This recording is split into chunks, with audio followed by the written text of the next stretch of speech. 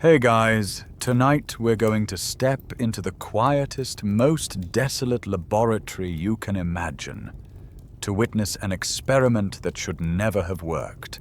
An experiment that eventually resulted in, well, you.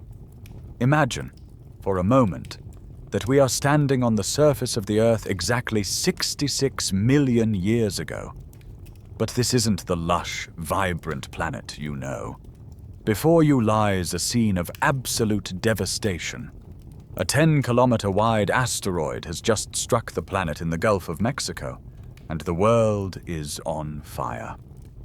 The sky is black with soot and vaporized rock, plunging the globe into a perpetual twilight that will last for years. The air is thick with sulfur, and acid rain falls from the darkened clouds. The great dinosaurs, the undisputed rulers of this planet for 150 million years, are dying. Their reign is over, not with a slow fade, but with a sudden, violent apocalypse. From this overwhelming planet-sterilizing event, let's narrow our focus. Hidden in a shallow burrow, deep beneath the scorched earth, a creature no bigger than a mouse is trembling. It's a mammal, a member of a group that has spent its entire existence living in the shadows, scurrying at night to avoid becoming a snack for some terrifying reptile. To this tiny, furry animal, the end of the world is just another reason to stay hidden. But this creature, and others like it, carries a secret.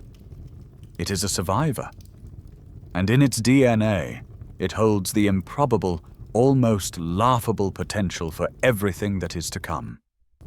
Over millions of years, its descendants will emerge from their burrows into a strangely empty world.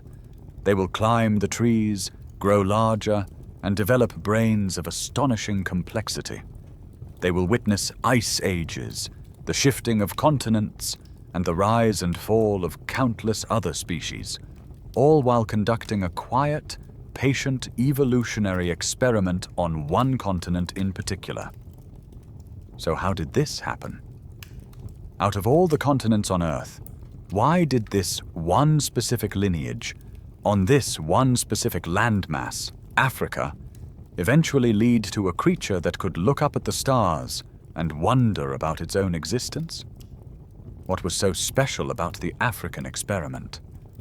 And what secrets do the rocks and bones of that continent hold about the deepest parts of our own identity?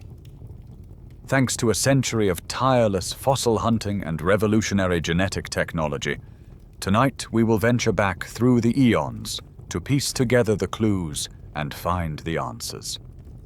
Frankly, if you were dropped into this post-apocalyptic world without a time machine, you'd probably last about as long as a snowflake in a furnace, and your biggest worry would be getting eaten by a slightly more enterprising shrew. So before you get comfortable, take a moment to like the video and subscribe, but only if you genuinely enjoy what I do here. That small click sends a big signal to the algorithm. That long-form, serious educational content still matters. And to me, it's an incredibly meaningful show of support. Thank you so much for helping keep this channel going strong. It always fascinates me to see where you're all tuning in from. Let me know in the comments where you are in the world and what time it is for you. Now, dim the lights, maybe turn on a fan for that soft background hum, and let's ease into tonight's journey together. Your first sensation in this new world, this Paleocene epoch, is the quiet. The thunderous footsteps and ground-shaking roars of the dinosaurs are gone, replaced by the whisper of the wind through skeletal forests. The planet is slowly healing from a planetary scale fever. The immediate impact winter, where dust blocked out the sun, has given way to a greenhouse climate. But the ecosystem is a ghost of its former self. The fossil record shows what paleontologists call a fern spike. In the first few thousand years after the impact, the world was covered in a carpet of ferns, the first rugged colonists of a disturbed landscape. It's a world waiting for new rulers, a planet with a giant "Help Wanted" sign hanging on its door. There is a power vacuum on a scale never seen before, and our distant ancestors are about to apply for the job. This moment in history kicked off what is known as the Great Mammalian Radiation, a core principle in evolutionary biology. Imagine a handful of people suddenly finding themselves in a massive, abandoned city with fully stocked grocery stores, empty apartments, and cars with keys in the ignition. With no competition and endless resources, they could spread out, specialize, and create new communities at an explosive rate. This is precisely what happened to mammals. For 150 million years, they had been restricted to a few lifestyle niches, mostly small, nocturnal insect eaters. But with the dinosaurs gone, every niche was suddenly open. Within just a few million years, an astonishing diversity of mammals appeared.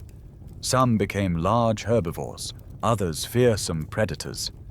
Some returned to the water, while others took to the air. It was a chaotic, creative explosion of life, and among the countless experiments being run, one was of particular interest to us. It was an unassuming little creature named Purgatorius. Discovered in the Hell Creek Formation of Montana, the very same rock layers that hold the last of the Tyrannosaurus rex fossils, Purgatorius was one of the earliest beneficiaries of this new world order. Named after a nearby landmark called Purgatory Hill, it was a tiny animal, probably weighing less than a golf ball, that looked for all the world like a tree shrew. It scurried through the recovering forests of North America, likely feasting on the insects that were also making a comeback. For the most part, it was unremarkable. But when paleontologists looked closely at its fossilized ankle bones, they saw a hint of the future. The specific bones, the talus and calcaneus, were shaped in a way that allowed for a great deal of rotation and flexibility. This is the first scientific clue in our story. This highly mobile ankle isn't something you see in animals that just run along the ground. It's the perfect adaptation for an animal that needs to constantly adjust its footing on uneven surfaces, to grip, to pivot, and to scamper up the trunks of trees. It was the humble beginning of an arboreal lifestyle, the first tentative step into the three-dimensional world of the forest canopy that would become the crucible of primate evolution. This, of course, leads to a classic scientific debate. Paleontologists still argue whether Purgatorius is a direct ancestor on our line, a true proto-primate that sits at the very base of our family tree, or if it belongs to a closely related sister group that was simply experimenting with similar adaptations.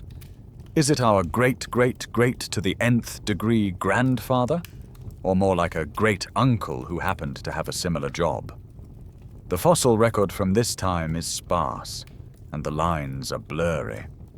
But whether it was a direct ancestor or not, Purgatorius shows us that just moments after the world ended for the dinosaurs, the evolutionary experiment that would lead to primates, and eventually to us, was already underway.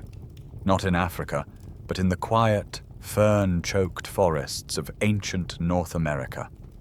As you watch our little friend Purgatorius scamper up a fallen log, you realize you're not just looking at a single animal, but at the start of an idea, the idea of leaving the forest floor behind. But evolution is never a simple straight line. It's more like a wildly branching bush, with countless stems reaching for the light, many of which eventually wither and fade.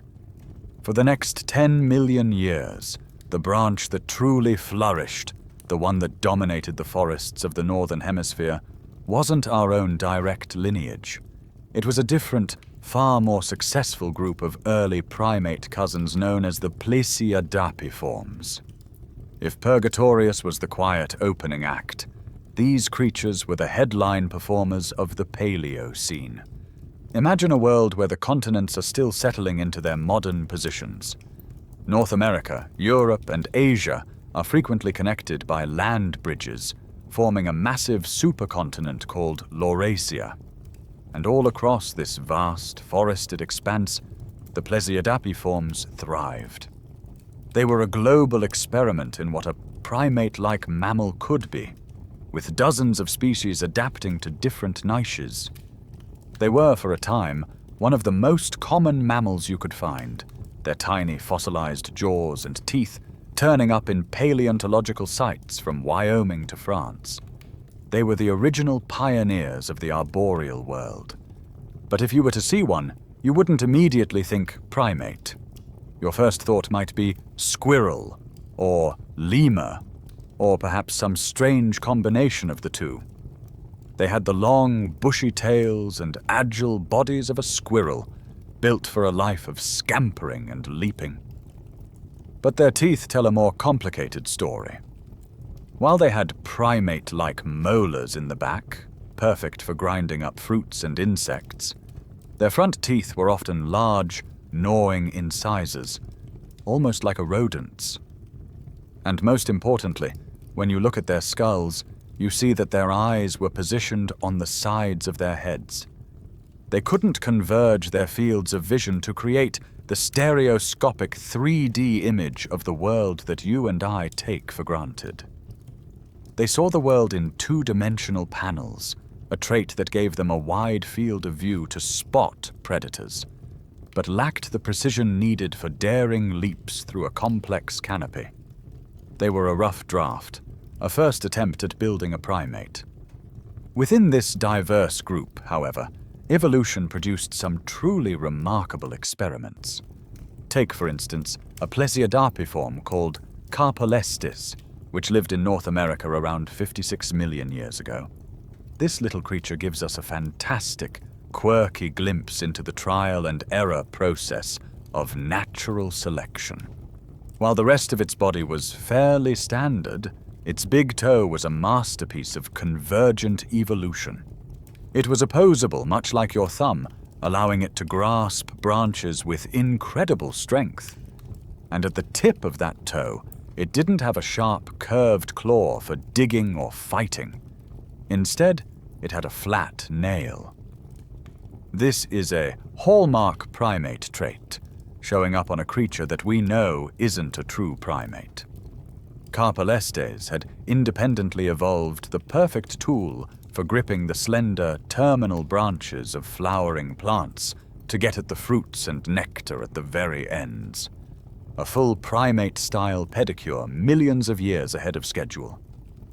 The scientific evidence for the lifestyle of these animals is etched into their very teeth. By examining the microscopic scratches and pits on the enamel of fossilized Plesiadapiform molars, a field of study known as microwear analysis, scientists can tell what they were eating. The patterns confirm a diet rich in soft fruits and crunchy insects. This diet was the secret to their success, but it also sowed the seeds of their demise. By specializing in this menu, they put themselves in direct competition with two other groups that were rapidly evolving at the same time. The true rodents, whose ever-growing incisors made them far superior gnawers, and another, newer group of mammals that was developing a secret weapon for finding fruit in the dappled forest light. Our own ancestors, the first true primates. This brings us to the great debate surrounding these fascinating creatures. For many years they were simply called archaic primates and placed at the base of our family tree. But now, the consensus has shifted. While they are certainly close relatives, they are not our direct ancestors. They are a side branch, a lineage that explored a similar ecological niche, but ultimately represented an evolutionary dead end. They lacked the full primate toolkit. They didn't have the forward-facing eyes for depth perception. Their wrists and ankles were less flexible, and their brains were relatively small. They were a grand and successful experiment that lasted for over 10 million years. But as the world continued to change and new, more specialized models of tree dwellers appeared on the scene, the plesiadapiforms were slowly outcompeted. Their story is a crucial reminder that our own evolution was not guaranteed. It was just one of several competing ideas, and for a very long time, it wasn't even the most successful one. As the world drifted out of the Paleocene, the plesiadapiforms, for all their success, began to fade from the fossil record. They were a relic of a bygone era, and the planet itself was changing in a way that would favor a new kind of animal. You are now entering the Eocene epoch, starting around 56 million years ago.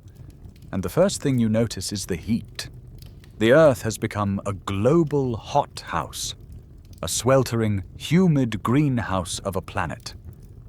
It was one of the warmest periods in the last 66 million years, a time with little to no ice at the poles. Fossil discoveries of palm trees in Alaska and crocodiles in the Arctic Circle paint a picture of a world almost alien to our own. This relentless warmth and humidity fueled the growth of vast, dense, multi-layered tropical forests that spread across the continents, creating a global, three-dimensional superhighway of branches and vines. This was the perfect laboratory for the next great evolutionary leap, the world that was waiting for the true primates. And right on cue, they arrive. Emerging into these boundless forests are the animals that paleontologists call the euprimates, which simply means true primates. They appear almost simultaneously in the fossil records of North America, Europe, and Asia, and they are split into two major groups. First, you have the adipids, which were generally larger, slow-moving climbers, somewhat like modern lemurs. They were likely diurnal, meaning active during the day, and their teeth suggest a diet of leaves and fruit. Then you have the omomoids, smaller, more nimble creatures, with large eye sockets that tell us they were probably nocturnal, much like modern tarsiers. They were expert leapers who likely hunted insects under the cover of darkness. Despite their differences, they both possessed the full, revolutionary toolkit of adaptations that defines our order, the very traits that separated them from the plesiadapiforms and set our own lineage on its path. Let's break down this toolkit, because these aren't just random features. They are a suite of interconnected solutions to the complex problem of living in the trees. First, and most fundamentally, are their grasping hands and feet. Unlike the squirrel-like claws of their predecessors, the euprimates had long, opposable digits tipped with flat nails. This allowed for a power grip, enabling them to cling securely to branches of all sizes. It also provided a level of manual dexterity, the ability to manipulate objects, to hold a piece of fruit and examine it before eating. Second, you have their forward-facing eyes. By bringing the eyes to the front of the skull, their fields of vision overlapped, creating stereoscopic, or 3D, vision. For an animal that lives by leaping from one branch to another, judging distance and depth with pinpoint accuracy is not a luxury. It's a matter of life and death. One miscalculation, and you become a fossil on the forest floor. Finally, processing all this new high-fidelity visual information required an upgrade in computing power. Their brains were significantly larger relative to their body size than those of their contemporaries. The parts of the brain associated with vision were expanded, while the areas for smell were reduced. They began to navigate their world less by snout and more by sight. For decades, the simple explanation for this toolkit was the arboreal hypothesis. These traits were just adaptations for living in trees. It's a common sense idea. but it has a glaring flaw. Squirrels are incredibly successful tree dwellers, and they get by just fine without forward-facing eyes or grasping hands with nails. Clearly, just living in trees wasn't enough to drive these specific changes. This led to the visual predation hypothesis, a more compelling idea which argues that the earliest primates were stealthy hunters of insects and small creatures in the lower levels of the forest. In this scenario, the grasping hands were for snatching fast-moving prey, and the 3D vision was for targeting those prey items with deadly precision in a cluttered environment. A third idea, the angiosperm radiation hypothesis, links our evolution to the explosive diversification of flowering plants or angiosperms. As forests filled with plants that produced fruits and nectars, a new ecological niche opened up. Primates who could use color vision to spot ripe fruit against a background of green leaves, and who had the fine motor skills to pluck that fruit from a slender branch, would have had a massive advantage. In all likelihood, the truth isn't one single answer, but a powerful combination of all three. There was no single cause that sculpted the first true primates. Instead, imagine a perfect storm of evolutionary pressures. The trees provided the complex, three-dimensional arena. The abundance of insects offered a high-protein reward for any creature that could develop the tools to hunt them effectively. And the rise of flowering plants provided a high-energy, sugary prize for those who could see and grasp it. Each pressure pushed in the same direction, rewarding any mutation that led to better hands, sharper eyes, and a bigger brain. It was this combined pressure, playing out over millions of years in the warm, sprawling forests of the northern continents, that forged the fundamental blueprint for a primate. A blueprint that would eventually be carried to a new continent, a southern cradle that would take this experiment to a level no one could have ever imagined. For millions of years, the world of the Eocene belonged to the Adapids and the Omomioids.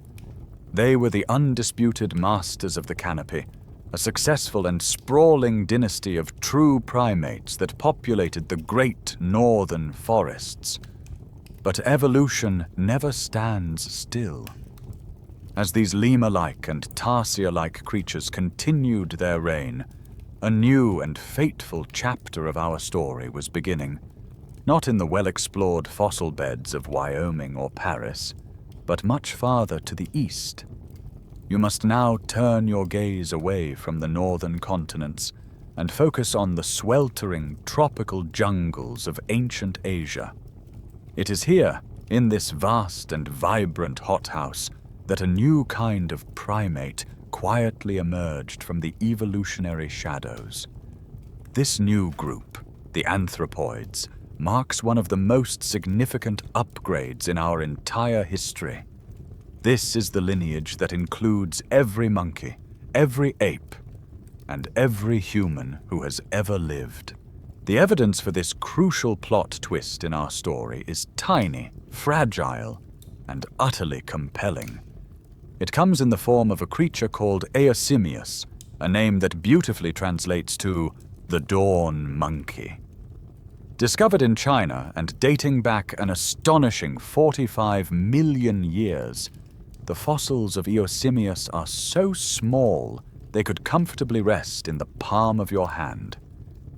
This was not some great swinging ape. This was a minuscule creature, perhaps the size of your thumb, that spent its life navigating a world of giant leaves and towering trees. For a long time, the origins of the anthropoid lineage were a complete mystery, a frustrating blank spot in the fossil record. Eosimius and its relatives helped fill that gap, and in doing so, they pointed to a completely unexpected continent of origin. So how can scientists be so sure that this tiny animal is one of our earliest anthropoid ancestors, and not just another primitive primate? As is so often the case in paleontology, The secret is in the small details, specifically in the shape of its ankle. The fossilized heel bone, or calcaneus, of Eosimius is fundamentally different from that of the more primitive, lemur-like adipeds. Theirs were typically long and slender, built to provide leverage for prodigious leaps. Eosimius, by contrast, had a short, stout heel bone. This is a crucial piece of biomechanical evidence. It tells us that this animal wasn't a specialized leaper. Instead, it moved through the trees much like a modern marmoset or tamarin, scurrying and walking along the tops of branches, using its grasping feet for stability. This subtle change in locomotion marks a major shift, a move away from the tarsier-like leaping of the homomioids and towards the more generalized, four-square movement that would become the foundation for all future monkeys and apes. Eosimius is not an isolated case, a single freak data point that could be a fluke. The evidence for an Asian origin for our lineage has grown into a powerful scientific consensus. In the ancient forests of Myanmar, paleontologists have unearthed other early anthropoids like Amphipithecus and Pondoungia. In the Bugti hills of Pakistan, still more fossils have been found. Together they paint a consistent picture. By 40 to 45 million years ago, the forests of Asia were home to a diverse and thriving community of the world's first higher primates. They were the vanguard, the pioneers of a new way of being. While their cousins in North America and Europe continued their old ways of life, this Asian group was developing the key features, subtle changes in their teeth, their skulls, and their ankles, that would define the future of the primate order. Imagine this world for a moment. You are in a dense, dripping Eocene rainforest in what will one day be southern China. The air is thick with the scent of damp earth and blooming flowers. The canopy above is so dense that the forest floor is cast in a permanent twilight, broken by shafts of brilliant sun. The air hums with the drone of insects, a soundscape punctuated by the calls of strange birds. And high above you, moving cautiously along a thick, moss-covered vine, is your ancestor. It is a tiny, furry creature with large, curious eyes, methodically searching for insects, ripe figs, and flower nectar. It is a world of immense opportunity, but also immense danger, with primitive carnivores and giant snakes lurking in the shadows. This was the world that created the first anthropoids. It was an Asian cradle. But the greatest chapter of their story, and of ours, would not take place here. For some reason, this promising new lineage had to leave its ancestral home and undertake an impossible journey to a new continent, an island landmass to the southwest, Africa. You are now standing at the heart of the great evolutionary mystery. We have established a critical fact. The first anthropoids, the dawn monkeys that represent the trunk of our own family tree, evolved in Asia. We have also established another, even more critical fact. The grand narrative of human evolution, the story of bipedalism, tool use, and burgeoning intelligence, took place almost exclusively in Africa. This presents a formidable problem, a geographical paradox that seems, at first glance, completely impossible to solve. How did our tiny tree-dwelling ancestors get from point A to point B? It wasn't a simple stroll through the woods. The journey from the rainforests of Asia to the shores of ancient Africa required crossing one of the most significant barriers in the history of life on Earth. To understand the scale of this challenge, you need to erase the modern map from your mind and picture the world as it was 40 million years ago. Africa was not connected to the Middle East as it is today. It was a colossal island continent, much like modern Australia, completely surrounded by water. To its north lay the vast, warm and deep Tethys Seaway. This wasn't a channel. It was a true ocean, a formidable body of water that stretched from the Atlantic in the west to the Indian Ocean in the east, separating the southern continents from the northern landmass of Eurasia. For a small terrestrial animal, this was a barrier as absolute as the vacuum of space. To understand how this barrier was eventually overcome, you need to zoom out, to see the planet not on a human time scale, but on a geological one. Deep beneath your feet, the Earth's mantle churns in a process of unimaginable slowness and power. Think of it like a giant cosmic lava lamp. Heat from the planet's core warms the rock of the lower mantle, causing it to rise in buoyant plumes. As it reaches the upper mantle, it cools and slowly sinks back down again. These sluggish, circular movements, called convection currents, are the engines of our planet. They are the unseen hands that constantly stir the surface, dragging the rigid tectonic plates of the crust along with them, rearranging the face of the world over millions of years. In our story, there are three main protagonists in this slow-motion geological ballet. First, there is the massive African plate, carrying the entire continent on its back. Tucked alongside it is the smaller Arabian plate, and to the north lies the colossal, relatively stationary Eurasian plate. For tens of millions of years, both the African and Arabian plates had been drifting steadily northward, driven by those deep mantle currents. They were on a collision course, destined to slam into the southern edge of Eurasia. The Tethys Seaway was the ever-shrinking body of water caught in the middle of this planetary vice grip. The scientific evidence for this ancient ocean and its slow disappearance is irrefutable and can be found in some of the most surprising places on Earth.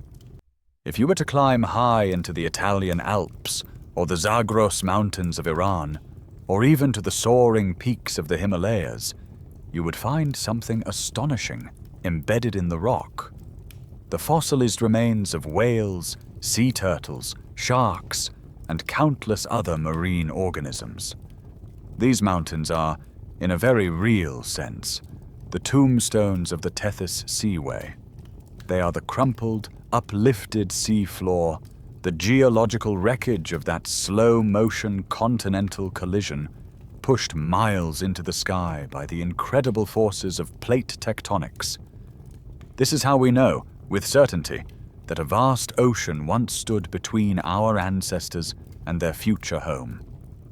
Now, bring your focus back to our tiny 40-million-year-old relative clinging to a branch in an Asian jungle. It is a creature whose entire world might consist of a few square miles of forest. It cannot swim across a river, let alone an ocean hundreds of kilometers wide. It cannot build a raft or navigate by the stars. From its perspective, the Tethys might as well have been the edge of the universe. A land migration was, without question, completely and utterly impossible. And yet, we know they made it. The African fossil record is unambiguous. They arrive, as if by magic, on this isolated continent. This deep paradox, the impossible journey that somehow happened, tells us that the planet itself must have changed, providing a temporary, almost miraculous pathway that allowed our ancestors to cross the void. The impossible journey of our ancestors was not accomplished through a single heroic act, but through the patient, inexorable power of geology.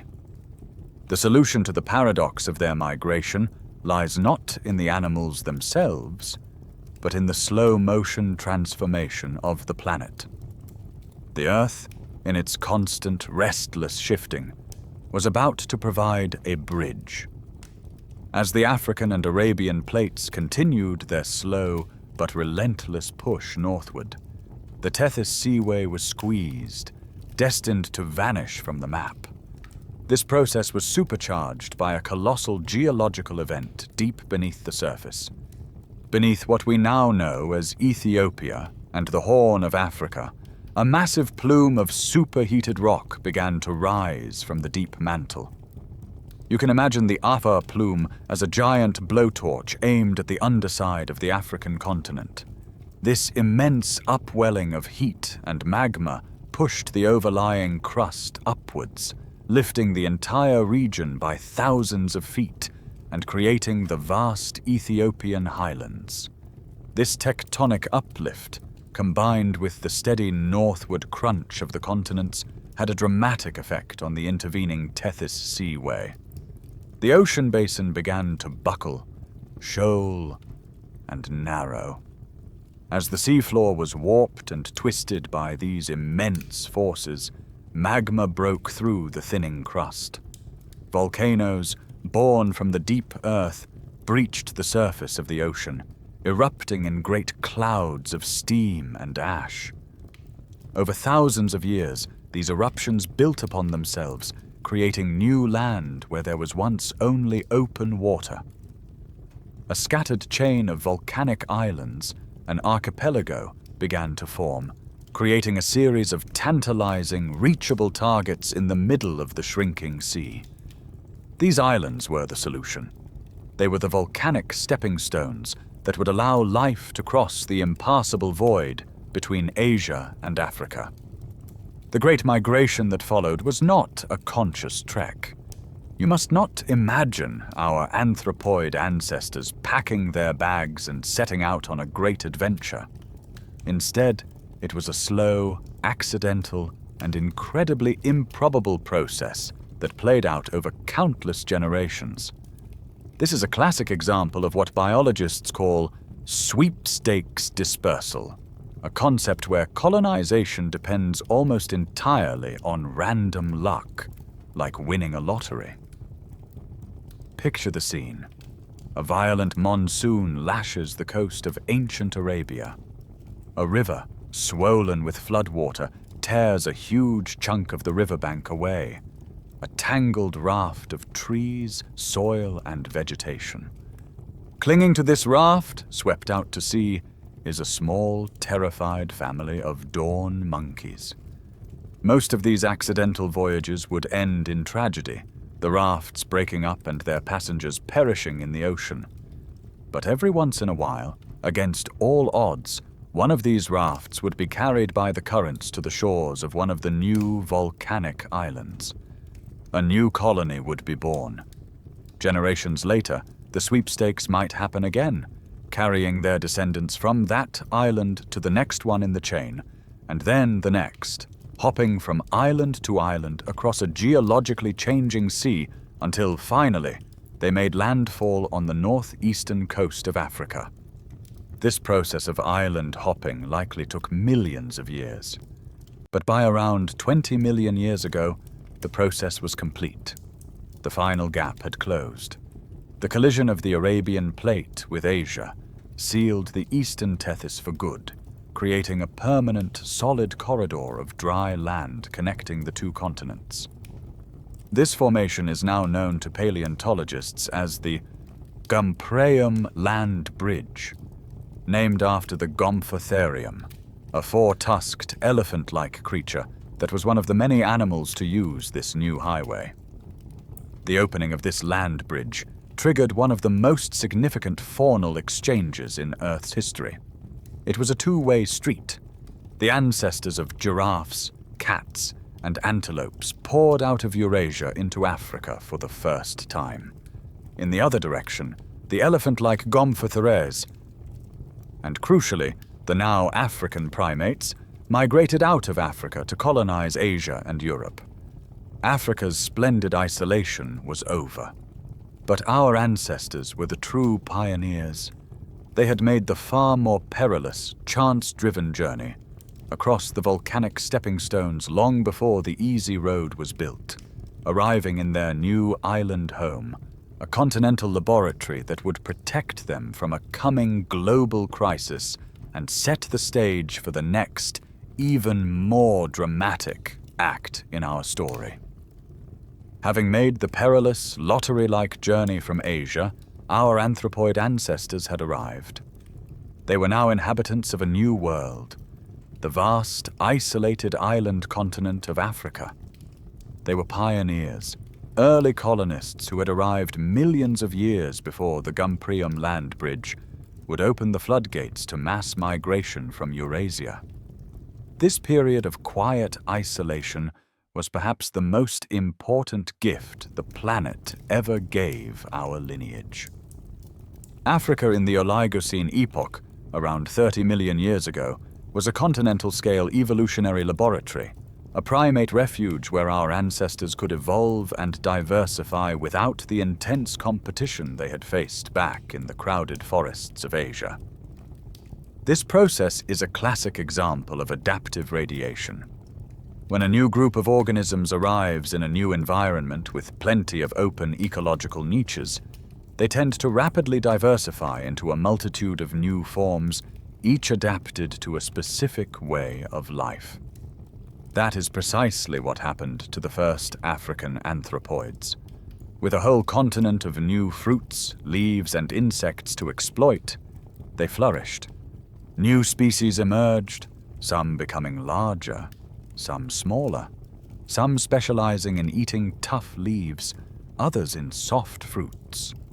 It was during this period of creative explosion that the next great split in our family tree occurred, a division that would send one branch of the family on an even more improbable journey than the one they had just completed.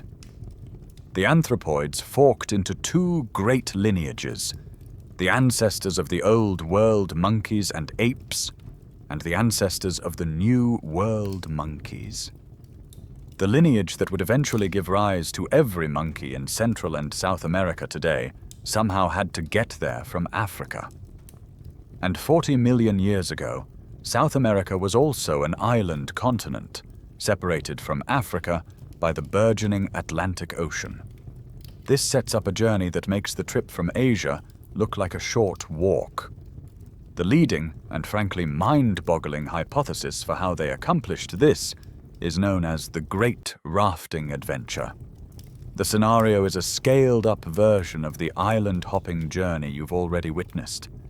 You must imagine a colossal storm, a hurricane of epic proportions, hitting the coast of West Africa.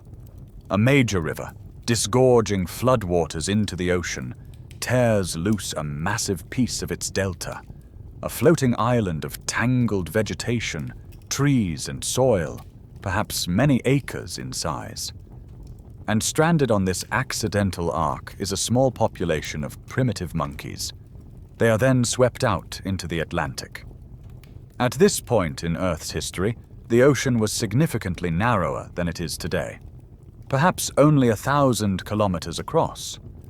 Furthermore, the ocean currents and prevailing winds flowed favorably from east to west, acting as a natural conveyor belt. Still, the journey would have been a terrifying ordeal, likely lasting several weeks. The monkeys would have had to survive on whatever insects or fruit were on the raft, licking up precious rainwater from leaves to stay alive. It is a scenario so improbable that it seems like science fiction. And yet, the evidence strongly suggests it happened. By sheer dumb luck, one or more of these vegetation rafts must have completed the transatlantic voyage, washing ashore on the coast of Brazil or Colombia.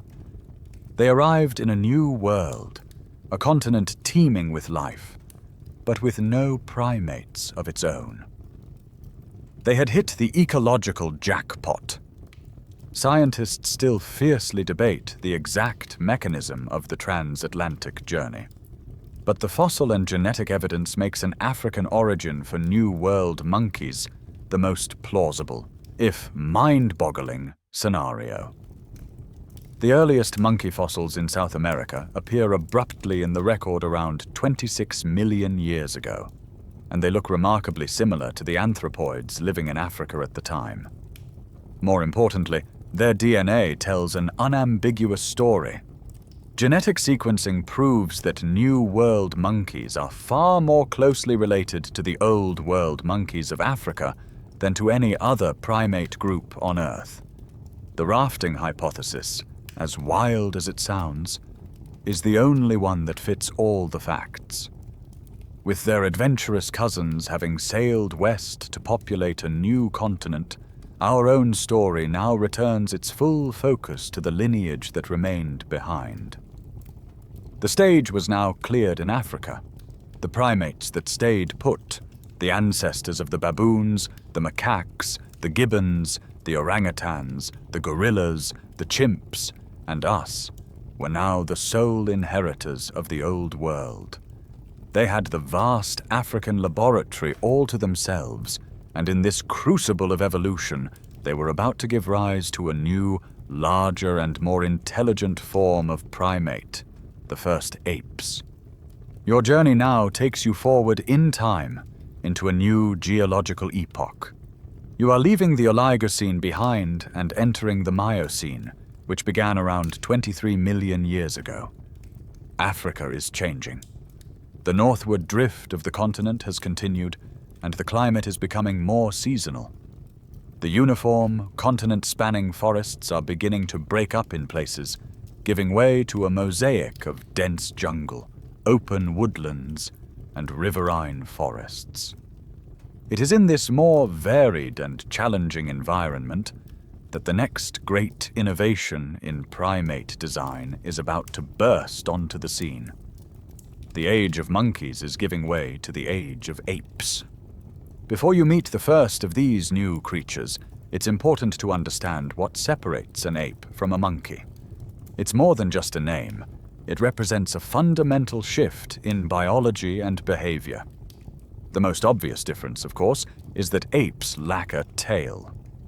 Where monkeys have a long, often prehensile tail for balance, apes have only a coccyx or tailbone, a vestigial remnant of their tailed past. Apes are also, on average, significantly larger in body size, with a more robust and upright posture. This is accompanied by a new kind of shoulder joint, one that allows for 360-degree rotation, giving them a range of motion monkeys can only dream of. But the most important upgrade is on the inside. Apes have larger brains relative to their body size, which corresponds to a marked increase in the complexity of their social lives and problem-solving abilities. The evolutionary leap from monkey to ape was not a minor tweak. It was a major redesign, a bet on intelligence and adaptability over sheer numbers. And in the early Miocene forests of East Africa, we find the perfect fossil to illustrate this transition. Meet proconsul. Living around 20 million years ago in places like modern-day Kenya and Uganda, proconsul is one of the earliest and best-known fossil apes. It wasn't a single species, but a diverse genus with members ranging from the size of a small baboon to that of a female gorilla. And when you look at its skeleton, you see a creature caught perfectly in the middle of an evolutionary leap, a beautiful mosaic of old and new. In many ways, proconsul still moved like a monkey. Its spine was long and flexible, and its arms and legs were of nearly equal length. This tells us it was not a brachiator. It didn't swing below branches like a modern gibbon. Instead, it walked along the tops of branches on all fours, a mode of locomotion called arboreal quadrupedalism, just like its monkey ancestors. But the telltale signs of its ape identity are unmistakable. It had no tail.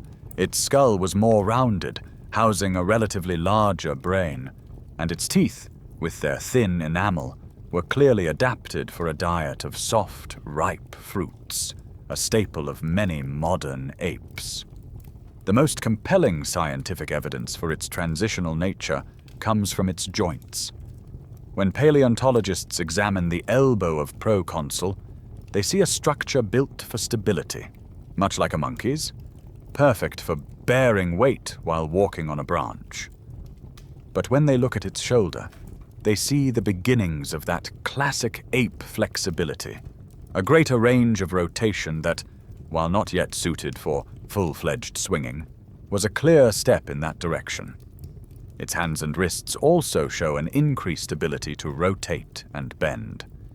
It was an animal whose body plan was still rooted in the monkey lifestyle, but which was already experimenting with the anatomical tools that would one day allow its descendants to hang, climb, and swing with incredible grace. This mix of features makes its exact placement on our family tree a topic of friendly debate. Is proconsul our direct great-great-grandfather? Or is it more of a great-uncle, a member of a closely related lineage that shows us what our actual ancestor must have looked like? For our purposes, it doesn't really matter. We can think of proconsul as a perfect model ancestor. It is a snapshot of evolution in action, a creature that demonstrates precisely what a missing link between monkeys and apes would look like. And crucially for our story, its fossils are found in abundance in Africa. The first chapter of the ape story, the chapter that sets the stage for our own arrival, was written here, in the warm, seasonal woodlands of Miocene Africa. The evolution of the first apes like proconsul was a spectacular success, but the African continent was not big enough to contain it. The story of the apes, for a time, was about to go global. Thanks to the permanent land bridge now connecting Africa to Eurasia, these new, large-brained primates were no longer confined. And as they stood on the threshold of a new world, the world itself rolled out the welcome mat in the form of a dramatic, planet-wide heatwave. You are now in the middle of the Miocene climatic optimum, a period of intense global warming that peaked around 15 million years ago. Temperatures soared, and warm, subtropical forests, the perfect ape habitat, exploded across the globe. This created a lush, green superhighway that stretched from the heart of Africa across the Middle East and deep into Europe and Asia. For the various ape lineages, this was a golden age, a window of opportunity to expand and conquer new worlds. And so they did. What followed was the Great Ape Diaspora, a mass migration out of Africa that saw these remarkable creatures populate 3 continents. The fossil record from this period is rich and exciting, revealing a world teeming with an incredible diversity of apes. In the forests of Europe, from Spain to Hungary, you would have found the genus Australopithecus. With its long arms and flexible joints, it was a skilled brachiator, a specialist in swinging and climbing that moved through the canopy with a grace its ancestor proconsul lacked. Further south, in what is now Spain, paleontologists have found Australopithecus, a so-called swamp ape that shows a mix of primitive and advanced features. And as you travel east into Asia, you find apes like Australopithecus in India and Pakistan, whose facial structure is so strikingly similar to a modern orangutan that most scientists agree it sits at or near the base of the orangutan family tree. For several million years, the ape experiment was no longer just an African phenomenon. It was a Eurasian one, too. Evolutionary history is filled with strange side stories, and the Miocene apes provide one of the best. On what was then a swampy, isolated island in the Mediterranean, what we now call Tuscany in Italy, lived a truly bizarre ape called Australopithecus. Nicknamed the Cookie Monster for its flat face and unique teeth, it evolved in isolation for millions of years. It developed incredibly long arms for swinging through its swampy forest home, but its pelvis is the most curious part. Some scientists argue its shape suggests that Australopithecus may have evolved a form of clumsy, shuffling bipedalism, completely independent of our own lineage, perhaps to help it wade through wetlands. It was a weird and wonderful experiment, but like so many others, it was an evolutionary dead end. This golden age of ape diversity, this vibrant, globe-spanning community, was not destined to last. Towards the end of the Miocene, around 10 million years ago, the Earth's thermostat began to dial down. The planet entered a prolonged period of cooling and drying. Ice caps began to form at the poles, locking up vast quantities of water and making the climate more arid. For the apes of Eurasia, this was an apocalyptic event. Their world, the endless subtropical forest, began to wither away. The great green canopy fragmented into small, isolated patches, separated by expanding grasslands and open woodlands. For animals that had specialized for millions of years in eating soft forest fruits, this was a catastrophe. Their food source was disappearing. One by one, the Eurasian apes vanished from the fossil record. Dryopithecus, Pierolopithecus, Aureopithecus, and a host of others could not adapt to this new, cooler, more seasonal world. They went extinct. The great Eurasian ape experiment had failed. There were only 2 regions on the planet that served as effective refuges, places where the forests endured: the tropical belt of Southeast Asia, where the ancestors of orangutans and gibbons survived, and equatorial Africa. Africa, due to its sheer size and position on the equator, retained a variety of habitats, from dense forests to woodlands, that allowed its native ape populations to weather the storm. The climatic crisis had effectively pruned the great, bushy tree of ape evolution, lopping off nearly all of the Eurasian branches. The stage, which had briefly become global, was now drastically simplified. The spotlight of primate evolution and the focus of our story was now aimed squarely and almost exclusively back on the continent where it all began: Africa. The great Eurasian ape experiment was over. The climatic cull of the late Miocene had reset the board, leaving Africa as the primary stage for the final act of primate evolution. You are now entering this critical moment, a period of transition between 8 and 7 million years ago. The world is quieter now, the sheer diversity of apes greatly diminished. On the African continent, a successful population of large-bodied apes is thriving, spread across the equatorial belt. But unseen forces, both deep within their DNA and deep within the Earth's crust, are about to tear this population in two, sending each on a radically different evolutionary trajectory. One path will lead to our closest living relatives, the chimpanzees.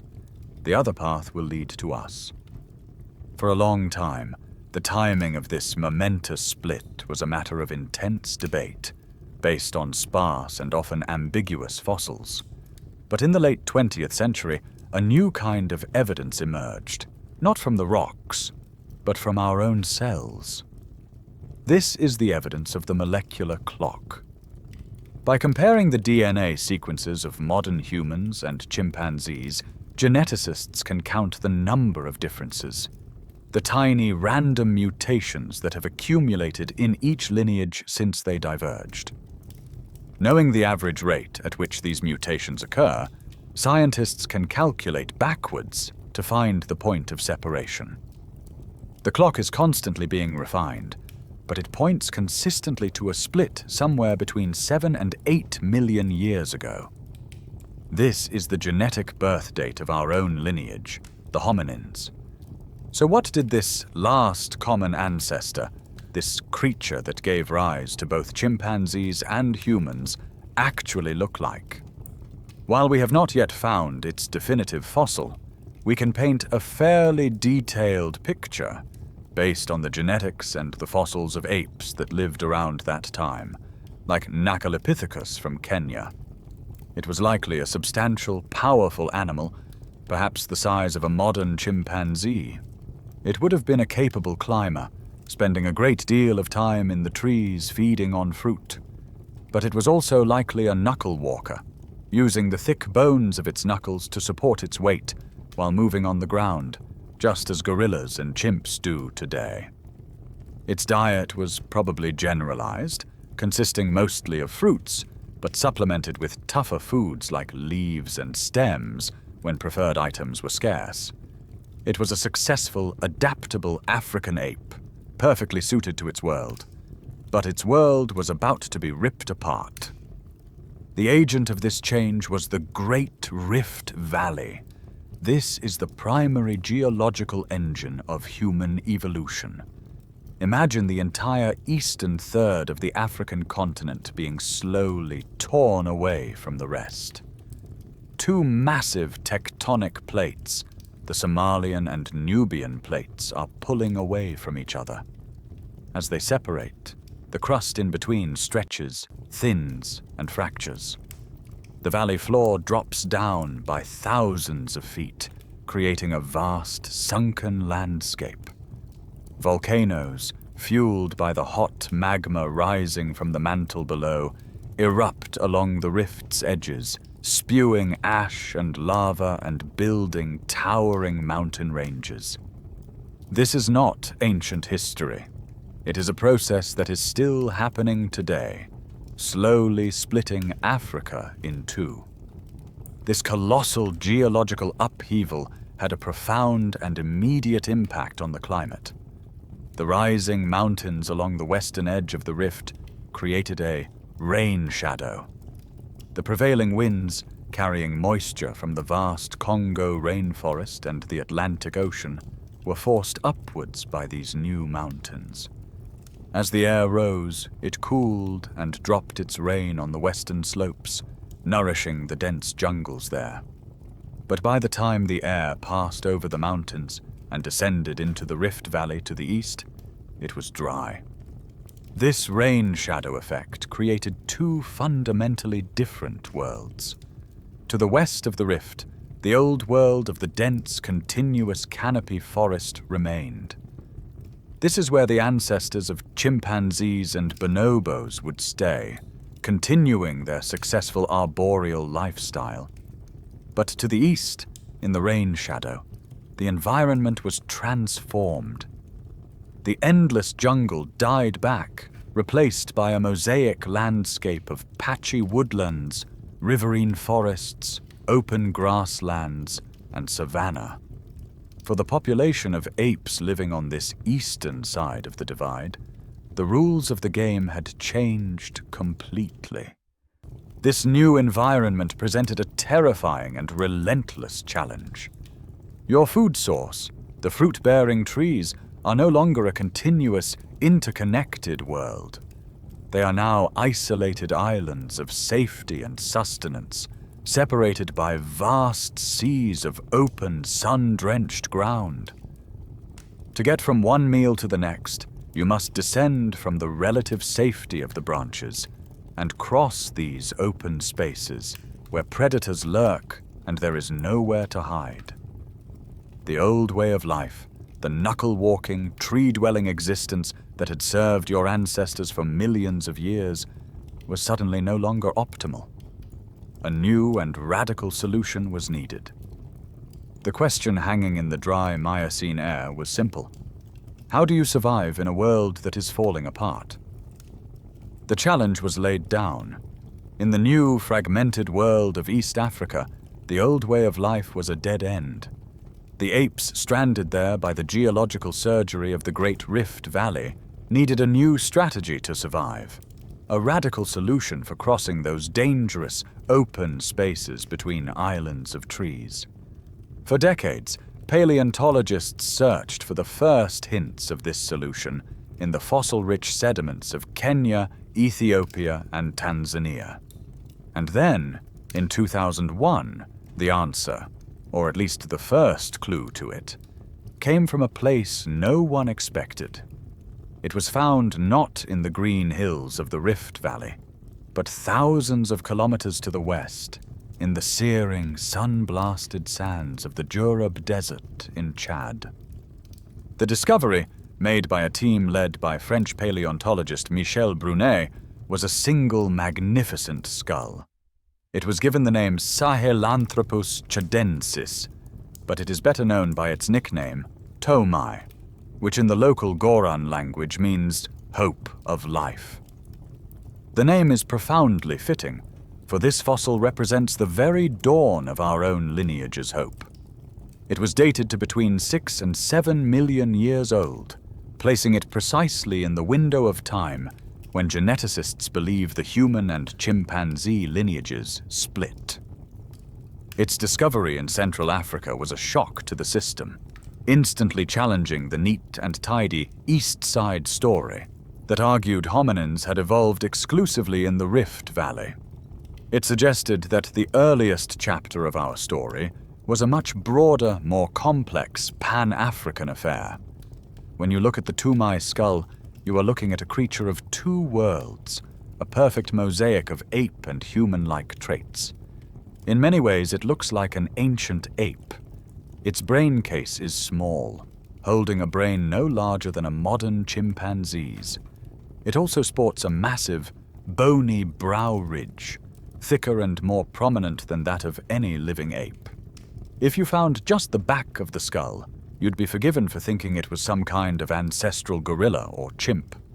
But when you look at its face, the story changes. The face is surprisingly flat and short, lacking the protruding snout or prognathism of other apes. Its canine teeth are also smaller and less dagger-like. These are features that point, however tentatively, in the direction of the human family tree. But the most important clue is not on its face, but on its underside. The single most telling feature for identifying a bipedal creature from its skull alone is the position of the foramen magnum. This is Latin for great hole, and it's the opening at the base of the skull where the spinal cord exits the brain and enters the spinal column. Think for a moment about how a chimpanzee holds its head. Its spine approaches the skull from the back at an angle, and so its foramen magnum is positioned toward the rear of the skull. Now think about your own body. Your spine is positioned directly underneath your head, which is balanced delicately on top. Your foramen magnum, therefore, is located right at the bottom center of your skull.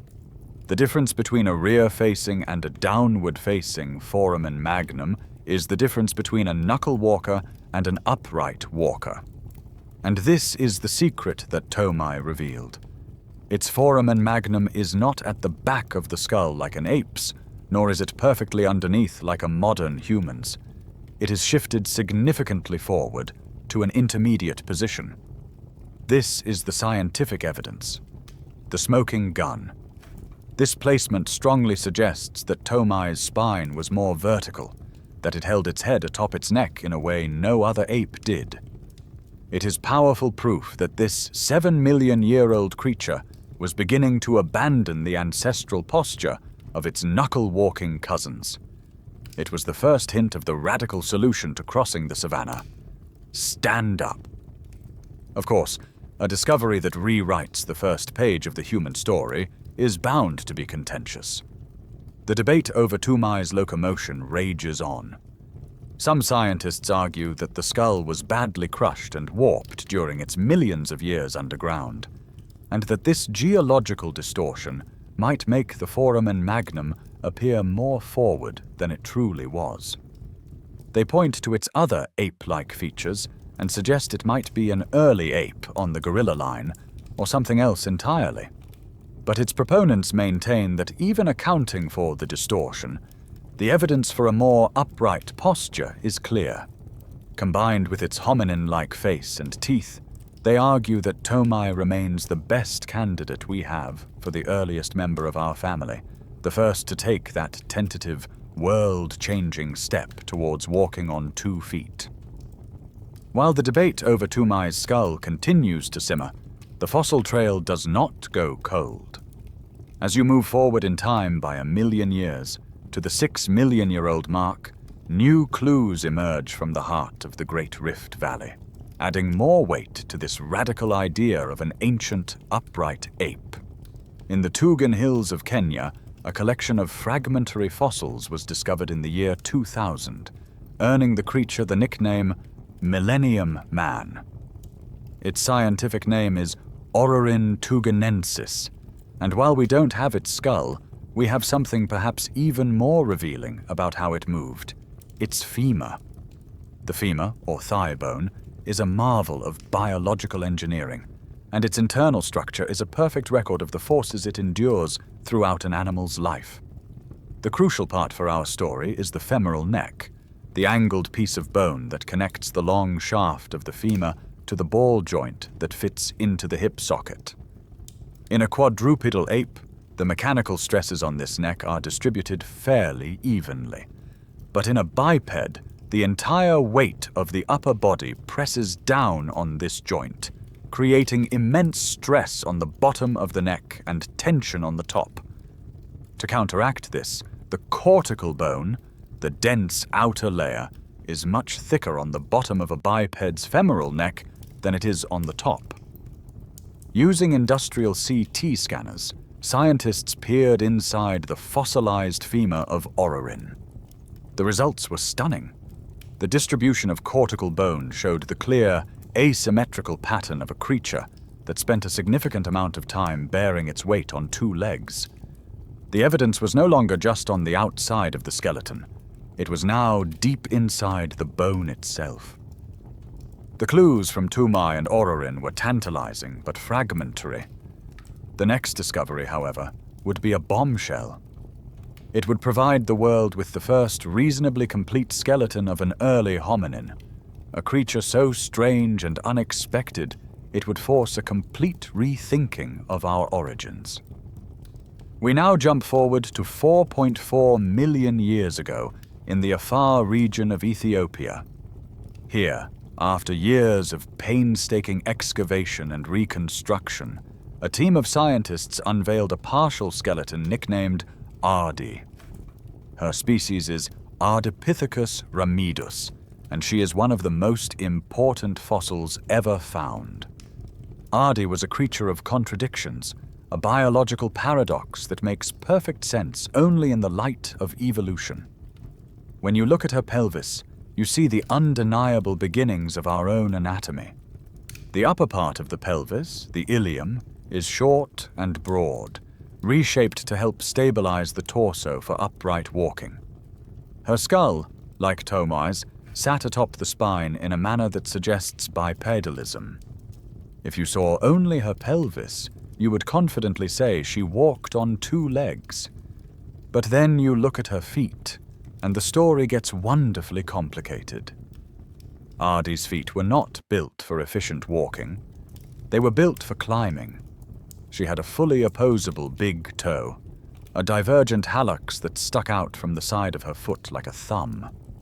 This grasping toe would have been useless for pushing off the ground during a stride, but it was the perfect tool for gripping branches.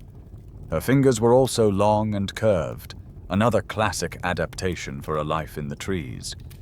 Ardi was not an ape slowly turning into a human. She was something else entirely, a creature exquisitely adapted for two different worlds. Her discoverers describe her as a multi-use vehicle, built to drive on the ground but still excellent for off-roading in the trees. On the ground, she would have walked upright, albeit with a strange, flat-footed gait, unable to toe off like we do. Then, upon reaching a clump of trees, she could have effortlessly transitioned to climbing with all four limbs, using her grasping feet and hands to navigate the canopy. This shows that the transition to bipedalism wasn't a clean break from the trees. Our earliest ancestors didn't simply stand up and march out onto the savanna. They were hybrid creatures for millions of years, maintaining a foot in both worlds. Ardi's skeleton also presented a quirky fringe idea that, if true, would upend a century of scientific orthodoxy. A central assumption in human evolution has always been that our ancestors passed through a knuckle-walking phase, like modern chimps and gorillas. But Ardi's discoverers, after studying her wrist and hand bones, argue that she shows absolutely no adaptations for knuckle walking. This led them to a radical proposal. Perhaps our lineage never knuckle walked at all. They suggest that the last common ancestor we share with chimps was not a knuckle walker, but a more generalized, four-limbed climber, and that knuckle walking is a specialized trait that chimps and gorillas evolved after our lineages split. In this view, bipedalism evolved directly from a more ancient form of climbing. A fascinating idea that remains highly controversial, but serves as a powerful reminder of how much we still have to learn. The fossilized bones of Tomai, Ororin, and Ardi have given you the what, the where, and the when. We know that as early as 7 million years ago, in the woodlands of Africa, our ancestors began the slow, tentative process of standing up and walking on 2 feet. But this only deepens the central mystery. It forces us to ask the biggest and most difficult question of all. Why? The quadrupedal, knuckle-walking posture of the great apes is a time-tested, highly successful mode of locomotion. Why abandon it? Why engage in the awkward, unbalanced, and injury-prone act of bipedalism? There must have been a powerful and persistent evolutionary advantage to taking those first upright steps. The answer, it seems, lies not in one single cause, but in a suite of powerful environmental pressures. For over a century, the simple and intuitive answer was known as the savanna hypothesis. You've probably heard it. The forests shrank, the grasslands expanded, and we stood up to see over the tall grass, either to spot predators or to find food. It's a compelling image, but as more fossils have been unearthed, the story has become more nuanced. The paleo-environmental evidence, the fossilized pollen, seeds, and animal bones found alongside our earliest ancestors, tells us a different story. Ardi and her kin did not live on a wide-open, treeless savanna like the modern Serengeti.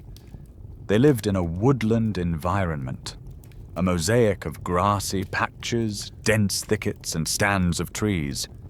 Seeing over tall grass simply wasn't the primary challenge they faced.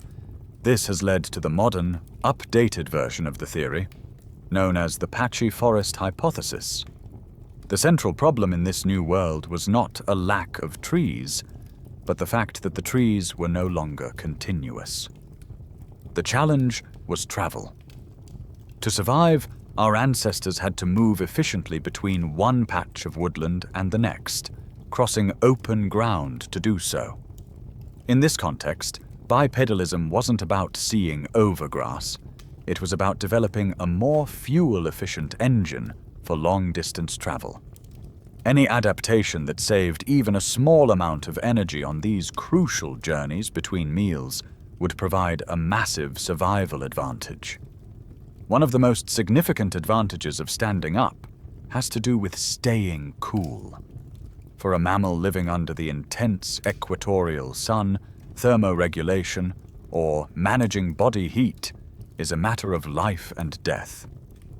The brain, in particular, is incredibly vulnerable to overheating.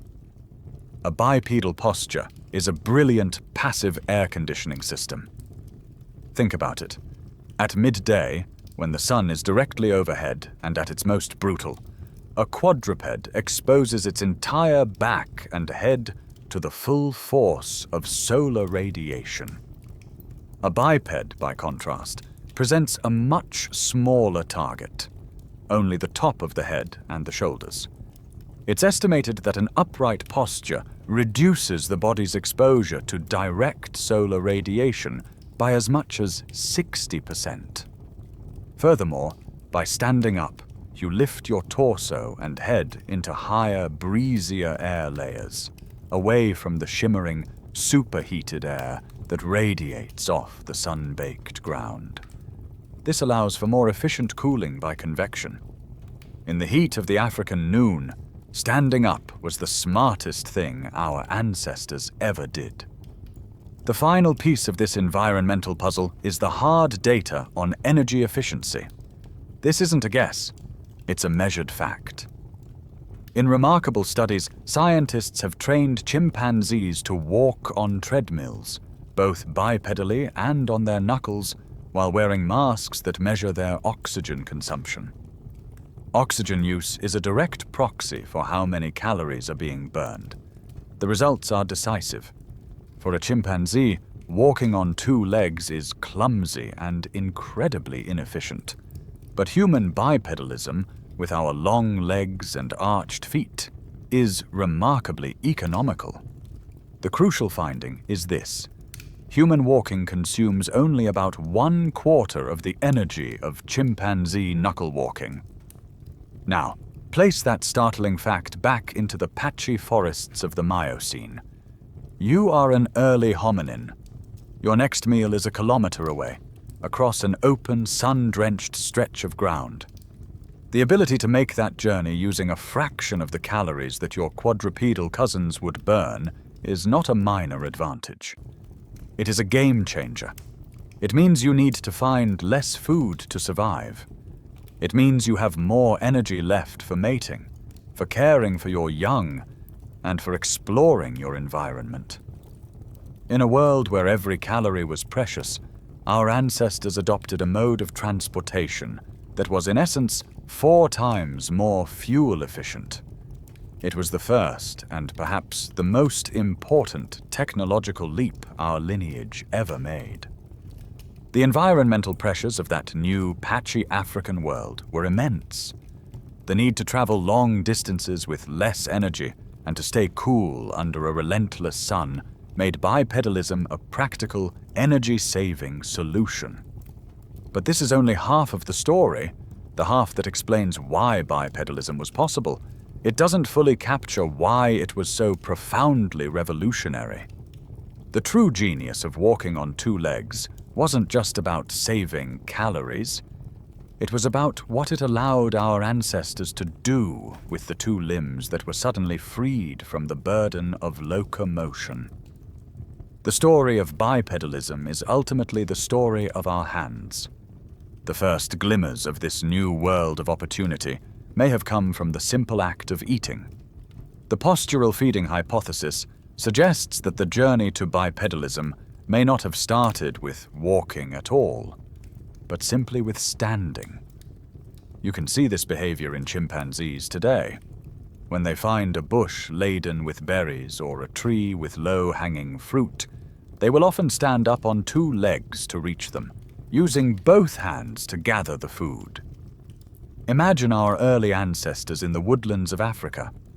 A bipedal stance, even a temporary one, allows you to stabilize yourself with your feet while your hands are free to pluck, pull, and gather.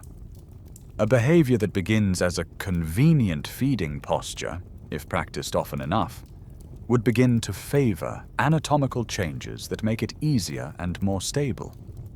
Standing to eat could have been the gateway behavior that primed our ancestors for a life on 2 feet. Once on the ground, moving between patches of trees, another simple advantage would have become immediately apparent.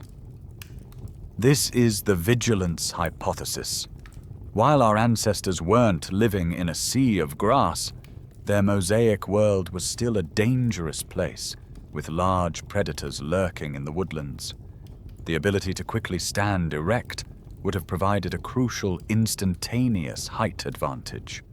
A quick pop-up would allow you to scan the horizon, to spot the flick of a predator's tail in the distance, or just as importantly, to keep track of where the other members of your group were.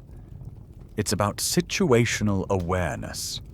In a world of constant threats, the hominin that could see danger coming a few seconds earlier was the one that survived to pass on its genes.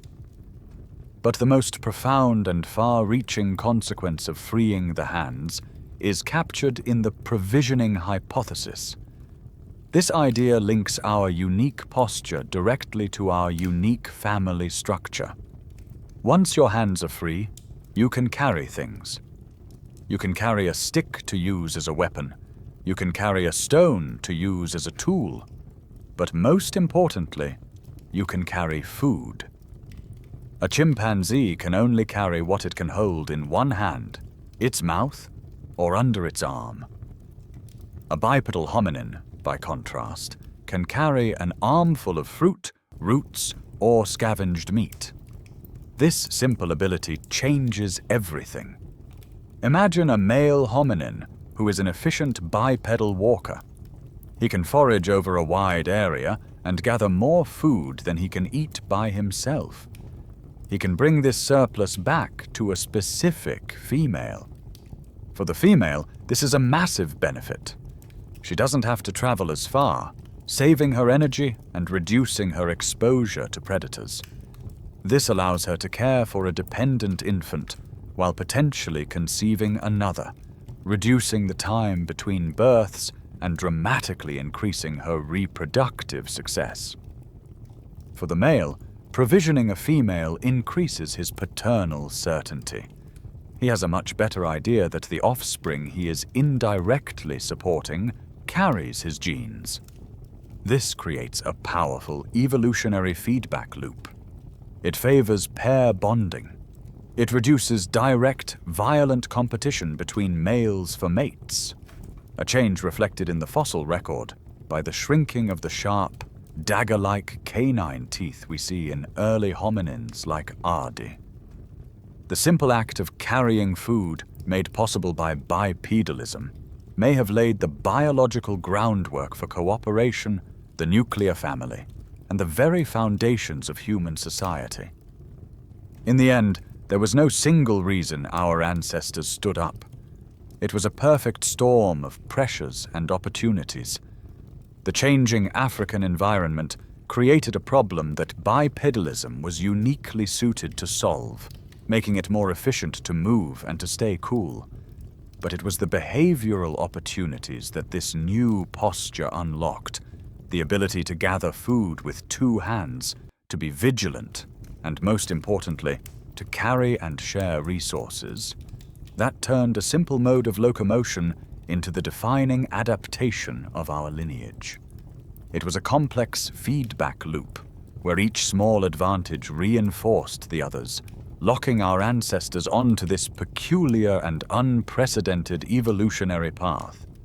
The early experimental phase of bipedalism, embodied by creatures like Ardi, had proven to be a resounding success. This strange new way of moving had opened up a world of possibilities, allowing our ancestors to thrive in the changing African landscape. The next chapter in our story belongs to the descendants of these pioneers, a new and incredibly successful group of hominins that would dominate the continent for nearly 2 million years. You are now entering the age of the Australopithecus. Their name means southern apes, and from roughly 4 to 2 million years ago, they were the undisputed stars of the hominin world, diversifying into a wide array of species and spreading across the woodlands and savannas of East and Southern Africa. They were a hardy, adaptable group, but one member of this genus is more famous than all the others combined. She is, without a doubt, the world's most famous fossil, a prehistoric celebrity who has told us more about our origins than almost any other single discovery. Her name is Lucy. Her story begins on a hot November morning in 1974 in the sun-scorched badlands of Hadar, Ethiopia. A young American paleoanthropologist named Donald Johanson was scanning a dry gully when he spotted a small, fossilized piece of an arm bone. Something about it looked hominin. As he and his student Tom Gray looked closer, they began to see other fragments. A piece of a skull, a thigh bone, vertebrae, ribs. This was no scattered collection of different individuals. This was a single skeleton. That night, the expedition camp was electric with celebration. A Beatles tape was playing on a cassette recorder, and one song in particular, Lucy in the Sky with Diamonds, was played over and over again. In that moment of scientific euphoria, the 3.2 million-year-old skeleton was given the name that would make her famous: Lucy. The find was a scientific jackpot, Lucy's skeleton was, at the time, the most complete hominin fossil ever discovered, with about 40% of her bones recovered. For the first time, scientists could look at the biology of a single ancient individual and see exactly how she was put together. And what they saw was a creature perfectly, beautifully adapted for a life in two worlds. Her hips and legs were the most telling. Lucy's pelvis was short, broad, and bowl-shaped, strikingly similar to your own. An ape's pelvis is tall and narrow, built for power in a four-legged stance. Lucy's was built for balance, for supporting the weight of the upper body on two legs. Her femur also angled inward from her hip to her knee, creating what is called a valgus angle. This angle is crucial for efficient bipedal walking, as it places the feet directly beneath the body's center of gravity. Her knee joint and ankle also showed clear adaptations for an upright gait. There was no doubt about it.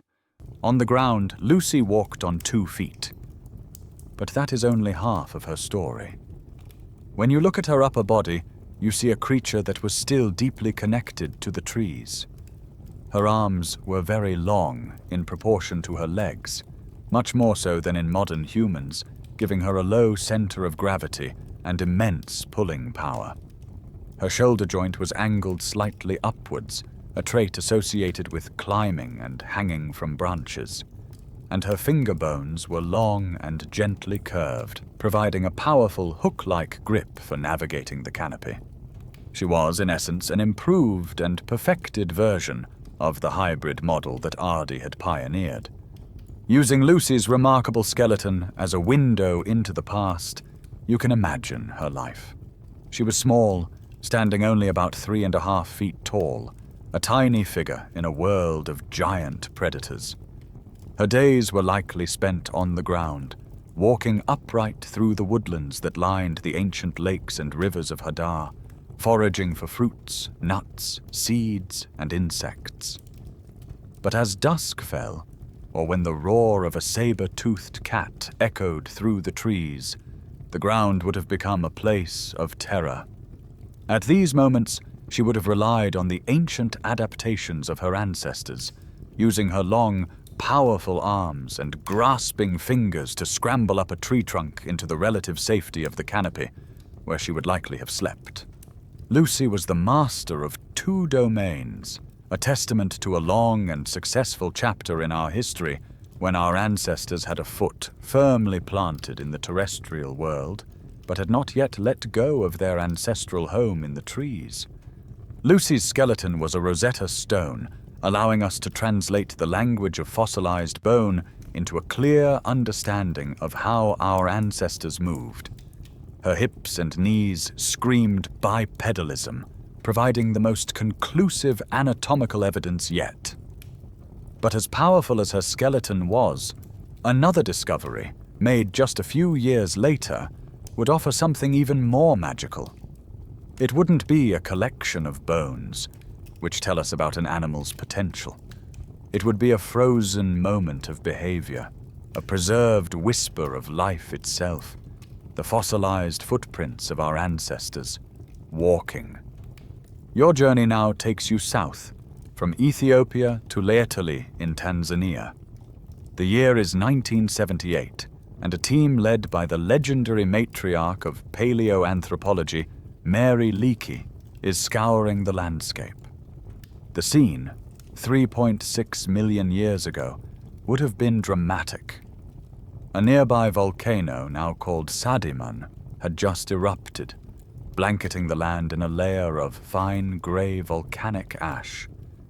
A light rain began to fall, turning the ash into a layer of soft, wet cement, perfectly preserving the tracks of all the creatures that happened to walk across it before the sun baked it hard. The discovery of the hominin trail happened, as great discoveries sometimes do, by pure chance. According to a now famous story, a playful argument broke out in camp, and one paleontologist playfully threw a piece of dried elephant dung at another. The target, Dr. Andrew Hill, dodged, fell to the ground, and found himself looking at the surface from a completely new angle. And there, etched into the ancient ash, were a series of prints that were distinctly, unnervingly human. What the team uncovered was a trackway stretching for nearly 90 feet, a snapshot of a journey taken on an ordinary afternoon 3.6 million years ago. These were not the footprints of a clumsy, shuffling creature, tentatively experimenting with a new posture. These were the tracks of a confident, efficient, and fully upright walker. The scientific evidence is laid bare in the ash for all to see. You can see the deep impression where the heel struck the ground first, a clear heel strike, just like your own. You can see the way the weight transferred along the outside of the foot to the ball, evidence of a well-developed longitudinal arch, a crucial, spring-like shock absorber that modern apes lack. And finally, you can see the deep, final push-off from the big toe, which was in line and parallel with the other toes, not sticking out to the side like Ardi's grasping thumb toe. This was a modern foot, attached to a modern gait. The Laetoli footprints proved, beyond any shadow of a doubt, that our ancestors were not just capable of bipedalism. By this point, they were masters of it. But the true power of the Laetoli footprints is not just anatomical, it's social. This is not the track of a lone individual. There are two, and possibly three sets of prints. One set is clearly larger than the other, suggesting a bigger and smaller individual walking together, perhaps a male and a female, or an adult and an adolescent. At one point, the tracks show so that the larger individual seems to have paused, turned briefly to the side, and then continued on. More poignantly, the smaller set of tracks is often found directly inside the prints of the larger one, as if a child was carefully, playfully, stepping in their parents' footsteps to make the journey easier. This is what makes Laetoli so special. It is a moment of life, not death. It's not a skeleton in a museum drawer. It's a story. You can feel the soft squish of the wet ash under their feet, see the grey, hazy sky overhead, and imagine the small group moving together across this freshly transformed landscape. It is perhaps the most profound and moving connection we have to our deep past, a single, frozen moment that closes the gap of 3.6 million years and reminds us that the journey of humanity has always been a social one, a path that we have walked from the very beginning together. For millions of years, the Australopithecines had been a wild success. Their hybrid bodies, masters of both the trees and the ground, had allowed them to thrive and spread across the African continent.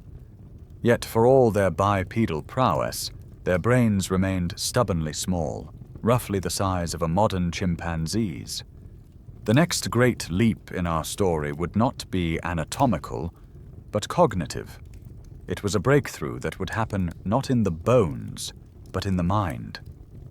It was the moment one of our ancestors realized that they could deliberately and systematically change the shape of the world around them. It was the birth of technology. You must understand that this is far more than simply using a tool. We know that chimpanzees use tools all the time. They use stones to crack open nuts, and they strip leaves from twigs to create probes for fishing termites out of their mounds. But they do not, as a rule, make stone tools. The cognitive leap is the act of picking up one stone with the express purpose of striking another stone to create a third, entirely new object, a sharp-edged flake. This requires a profound understanding of your materials. It requires foresight, the ability to see a finished tool inside a rough, shapeless cobble. It requires an intuitive grasp of physics, an understanding of angles and fracture mechanics. It is, in the simplest terms, the beginning of engineering. And for over a century, this monumental invention was thought to be the sole property of our own genus, Homo. Then, in 2015, a discovery on the dusty shores of Lake Turkana in Kenya turned that entire timeline on its head. At a site called Lomekwi, archaeologists unearthed a collection of stone tools that were shockingly old. They were dated to 3.3 million years ago. This was a staggering revelation, pushing back the known origins of stone tool technology by a whopping 700,000 years. These were not the tools of early humans. These were the tools of a much older, much more primitive ancestor. The technology at Lomekwi was simple, but brutally effective.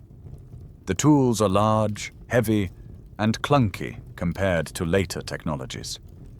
The hominins who made them likely used a technique called the bipolar method. They would have placed a large, round cobble, the core, on a flat anvil stone. Then they would have taken a third stone, a hammerstone, and brought it down hard from above, smashing the core and splitting off thick, sharp-edged flakes.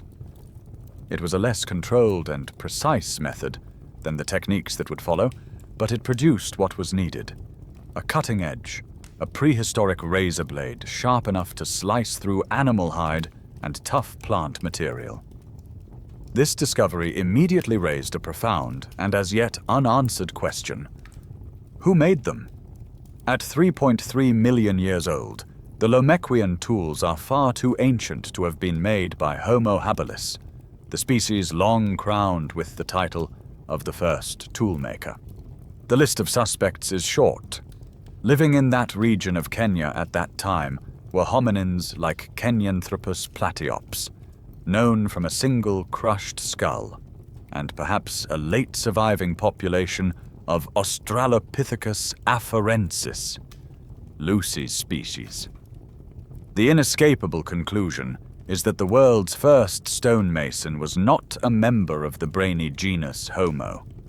It was a small-brained bipedal ape, an Australopithecine. This single discovery has been a bomb thrown into the quiet halls of paleoanthropology. The discovery of Lomekwian tools has ignited a debate about the cognitive abilities of Australopithecines and whether tool use, once thought to be the defining characteristic of our own genus, actually has much deeper roots in our family tree.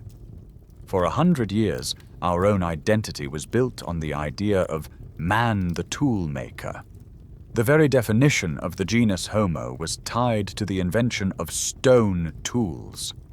Lomekwi blurs that clean line. It suggests that the cognitive spark, the flash of genius required to see a blade hidden in a stone, occurred not with the expansion of the brain, but long before it. It asks us to reconsider what these ancient, small-brained ancestors were truly capable of, and it suggests that the technological revolution that would ultimately allow our lineage to conquer the planet began not with a bang, but with a simple, forceful smash of a rock on an anvil. The Lomekwian tools were a profound, revolutionary spark.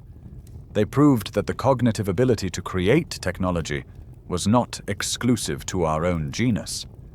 But that first spark, revolutionary as it was, did not immediately set the world on fire. It was a crude beginning, an idea waiting for a better mind to refine it. As the Australopithecines continued their long, successful reign, a new kind of hominin was evolving in the background.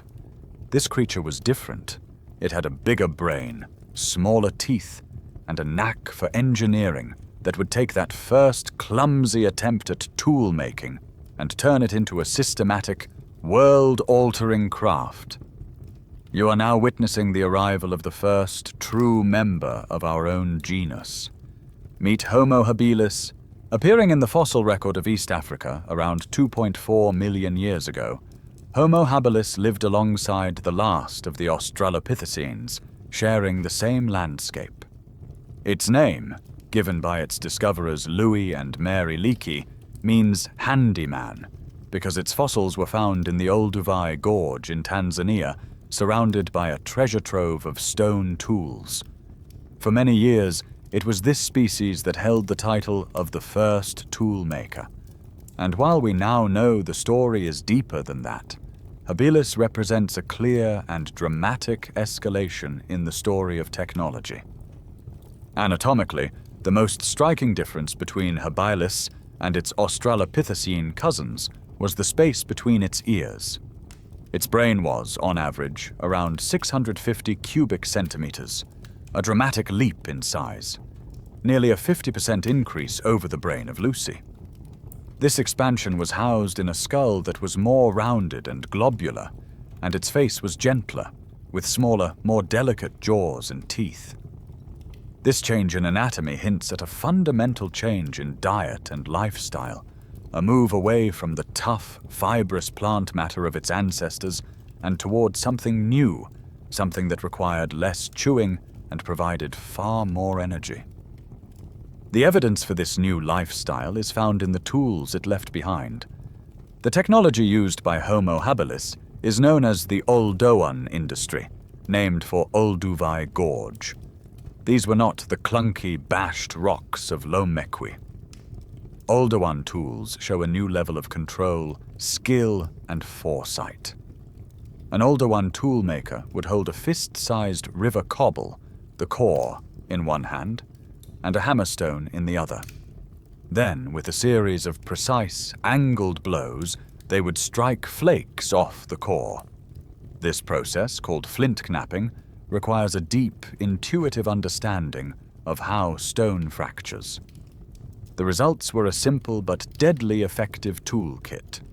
The razor-sharp flakes for slicing and cutting, and the leftover core, now with a jagged edge, which could be used as a heavy-duty chopper. These were not hunting weapons. A small, slow hominin like habilis was no match for the giant predators of the African savanna. Instead, this was a prehistoric butcher's kit, and it gave habilis access to a revolutionary new food source, the leftovers of those giant predators. Homo habilis was a master scavenger. Imagine them, watching patiently from a distance as a pride of saber-toothed cats brought down a massive antelope. Once the great carnivores had eaten their fill and moved on, the habilis group would rush in. The sharp flakes were perfect for quickly slicing through the thick hide, cutting away chunks of meat that were still attached to the bone. The heavy choppers were then used for the final, most important task, smashing open the long bones to get at the prize inside, the rich, fatty, calorie-packed bone marrow. This was a niche no other animal could exploit. This new diet of meat and marrow was the key that unlocked our lineage's potential. Brains are metabolically expensive organs. A bigger brain requires more energy, more high-quality fuel than a diet of plants alone can easily provide. This created one of the most powerful feedback loops in the history of life, the diet-brain feedback loop. It worked like this. A slightly bigger brain allows for the invention of better tools. Better tools provide access to a new high-energy food source like meat and marrow. This high-quality diet provides the fuel necessary to grow and support an even bigger brain. That bigger brain can then invent even better technology, develop more complex social strategies for scavenging and defense, and so on. The invention of the Oldowan toolkit didn't just allow our ancestors to eat meat. It created the very engine of our own evolution, a cycle of innovation and biological change that would put our genus on the fast track and, in a remarkably short period of time, transform a small African scavenger into the ruler of the planet. The feedback loop was now in full effect. Better tools meant more meat and marrow, which fueled bigger brains, which in turn conceived of even better tools. This powerful engine of evolution, kicked into gear by Homo habilis, ran for hundreds of thousands of years. And the result of this sustained, high-energy evolutionary process was a new kind of human, a creature so radically different from its predecessors that it marks the next great turning point in our story. It was taller, stronger, smarter, and for the first time, it looked uncannily like us.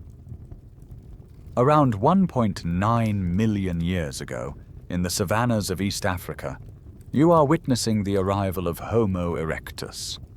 Its name means upright man, which is a little misleading, as we know its ancestors had been walking upright for millions of years. Some scientists prefer to call the earlier African version of this species Homo ergaster, or working man, reserving erectus for the later Asian populations.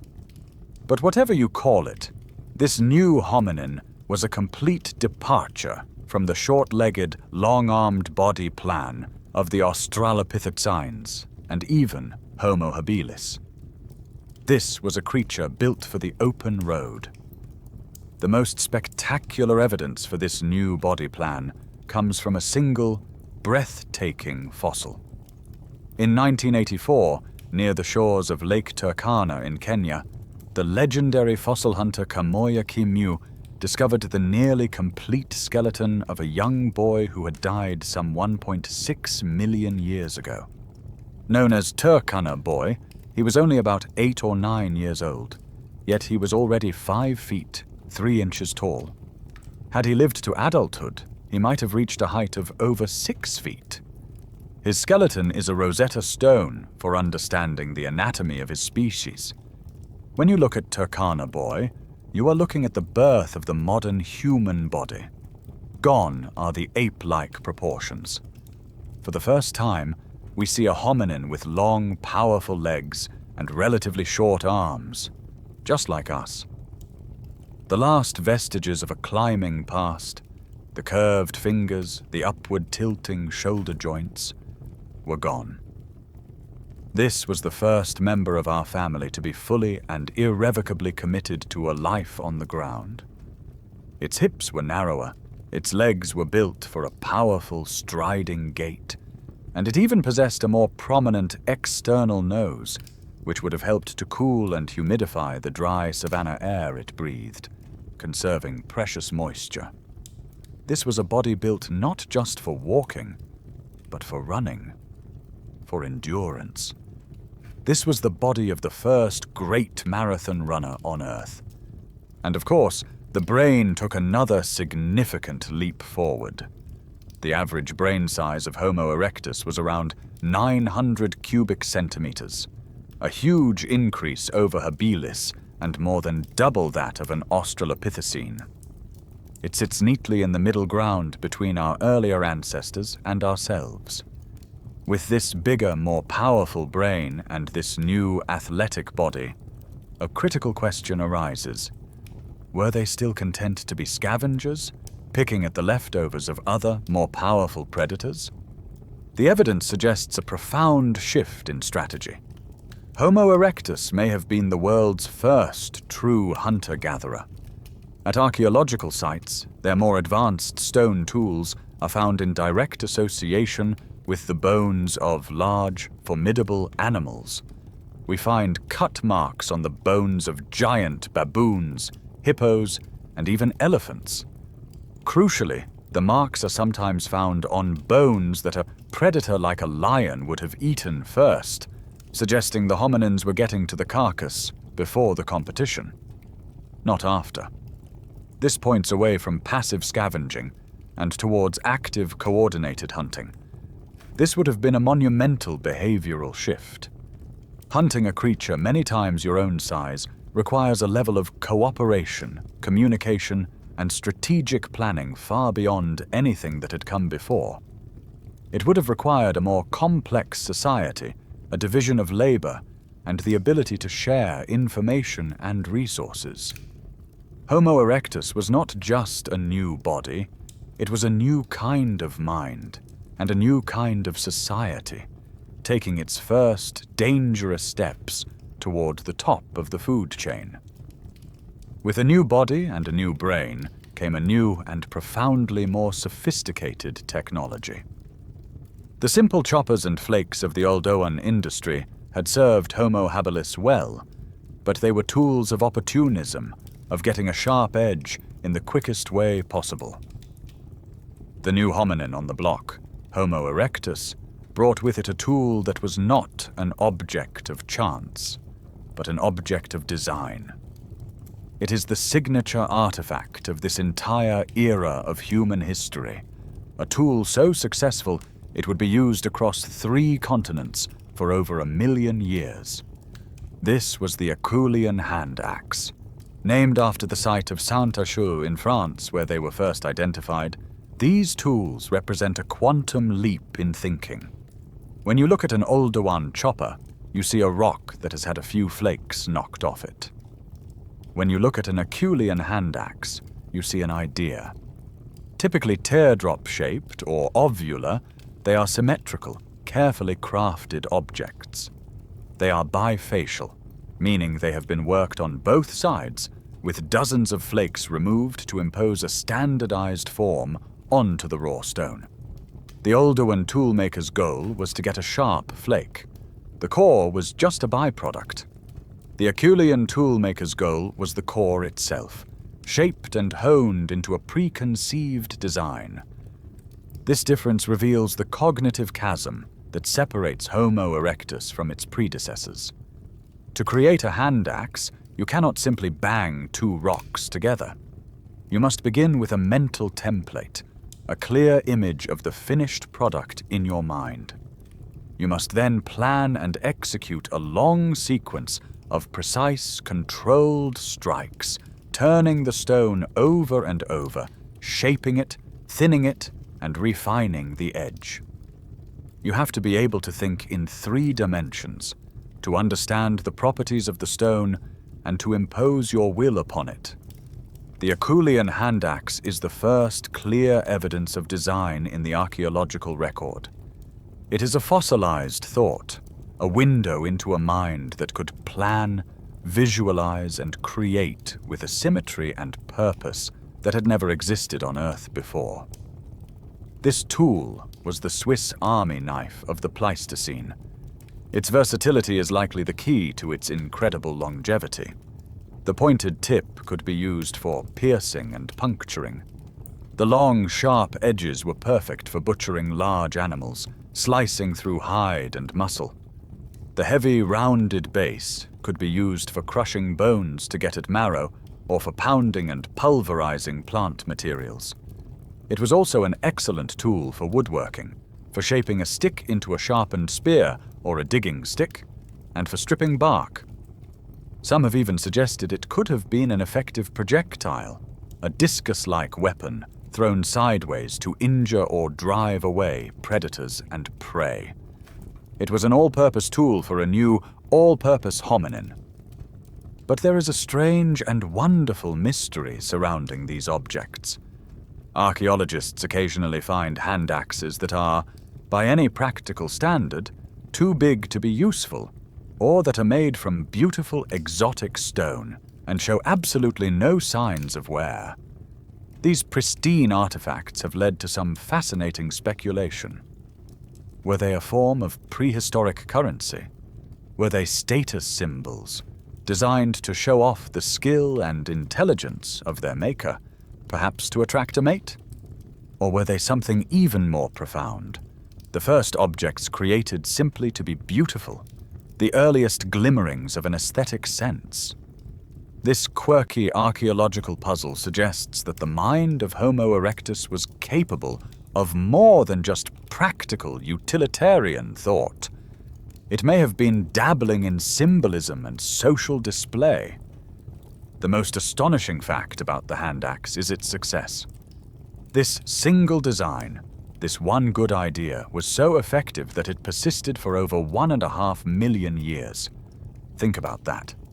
The car you drive will be obsolete in a decade, The phone in your pocket is obsolete in 2 years. The Acheulean hand axe is, by an almost unimaginable margin, the most successful and longest-lasting technology in human history. Its incredible stability speaks to a mind that was intelligent and capable, but also deeply conservative. A mind that had found a solution that worked and saw no reason to change it for 1,000 millennia. You are now standing with Homo erectus, a creature equipped with a modern, athletic body, a brain of unprecedented size, and a revolutionary new technology in the form of the Acheulean hand axe. For hundreds of thousands of years, this new and powerful hominin had honed its skills on the African continent. But Africa, for the first time, was no longer enough. This lineage was restless, and with its newfound adaptability and intelligence, it was about to do something no creature like it had ever done before. It was about to leave home. You are about to witness the first great human migration, the moment our ancestors stepped out of their African cradle and began the slow, inexorable journey to colonize the entire planet. For decades, the story of this first out-of-Africa event seemed simple and logical. Scientists assumed that Homo erectus had to have perfected its technology first. The invention of the sophisticated Acheulean hand axe was seen as the necessary toolkit, the key that unlocked the rest of the world. The theory went that, armed with this superior weapon and a fully developed large brain, these advanced hunters expanded out of Africa around 1 million years ago. It was a neat, tidy story. And then, a discovery in the Caucasus Mountains of Georgia blew it completely apart. Your journey takes you to a place called Dmanisi, a wind-swept hill topped with the ruins of a medieval village. In the 1990s, while excavating the cellars of these old buildings, archaeologists began to find fossilized bones. But these were not the bones of livestock. They were the bones of saber-toothed cats, ancient giraffes, and astonishingly, hominins. As the team dug deeper, they unearthed a treasure trove, at least 5 different hominin skulls, along with other parts of their skeletons. And when these fossils were dated, the scientific world was stunned. They were 1.8 million years old. This single date completely rewrote the story of our first steps out of Africa. It meant that our ancestors had begun their global conquest almost 1 million years earlier than anyone had believed possible. But the age was only the first surprise. The Dmanisi hominins themselves were not what anyone expected. These were not the tall, strapping, large-brained hunters like the Turkana boy. The Dmanisi people were small, standing less than 5 feet tall. Their brains were tiny, at the absolute low end of the Homo erectus range, some barely larger than that of Homo habilis. They were, by all measures, surprisingly primitive. And then came the most shocking discovery of all: the tools. The hundreds of stone tools found alongside the Dmanisi fossils were not the beautifully crafted, symmetrical Acheulean hand axes. They were simple, crude, Oldowan-style choppers and flakes. It was the basic toolkit of Homo habilis, not the advanced technology of Homo erectus. The implications of this were earth-shattering. The first hominins to leave Africa did not need a big brain. They did not need an advanced toolkit. The neat, logical story of a technologically superior human marching out to conquer the world was wrong.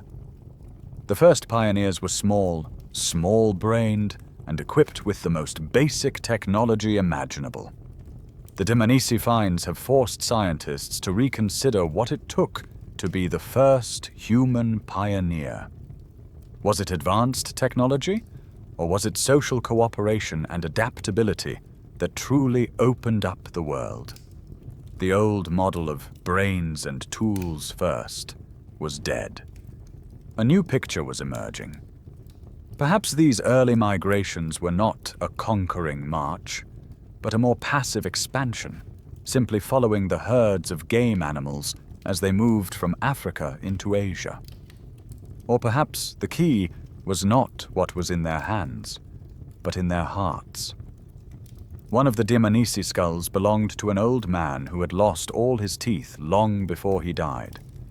He was frail and could not have chewed tough food. He must have been cared for, fed, and protected by his group. It's possible that the secret weapon that allowed our ancestors to conquer the world wasn't a sharp stone, but something far more powerful: compassion and social bonds. The discovery at Dmanisi proved that the first human pioneers were not mighty conquerors, but small, scrappy survivors. This humble outpost in the mountains of Georgia was the gateway to the rest of the world, a foothold from which our ancestors would launch an unprecedented wave of colonization. From this point, some groups would head west into Europe, a story with its own twists and turns. But the most successful and enduring trail led east, following the warm coastlines and river valleys deep into the heart of Asia. For the next 1.5 million years, this continent would become the second great home of the genus Homo. The evidence for this vast Asian chapter of our story is built upon two legendary discoveries that predate almost all of the African finds. The first is Java Man.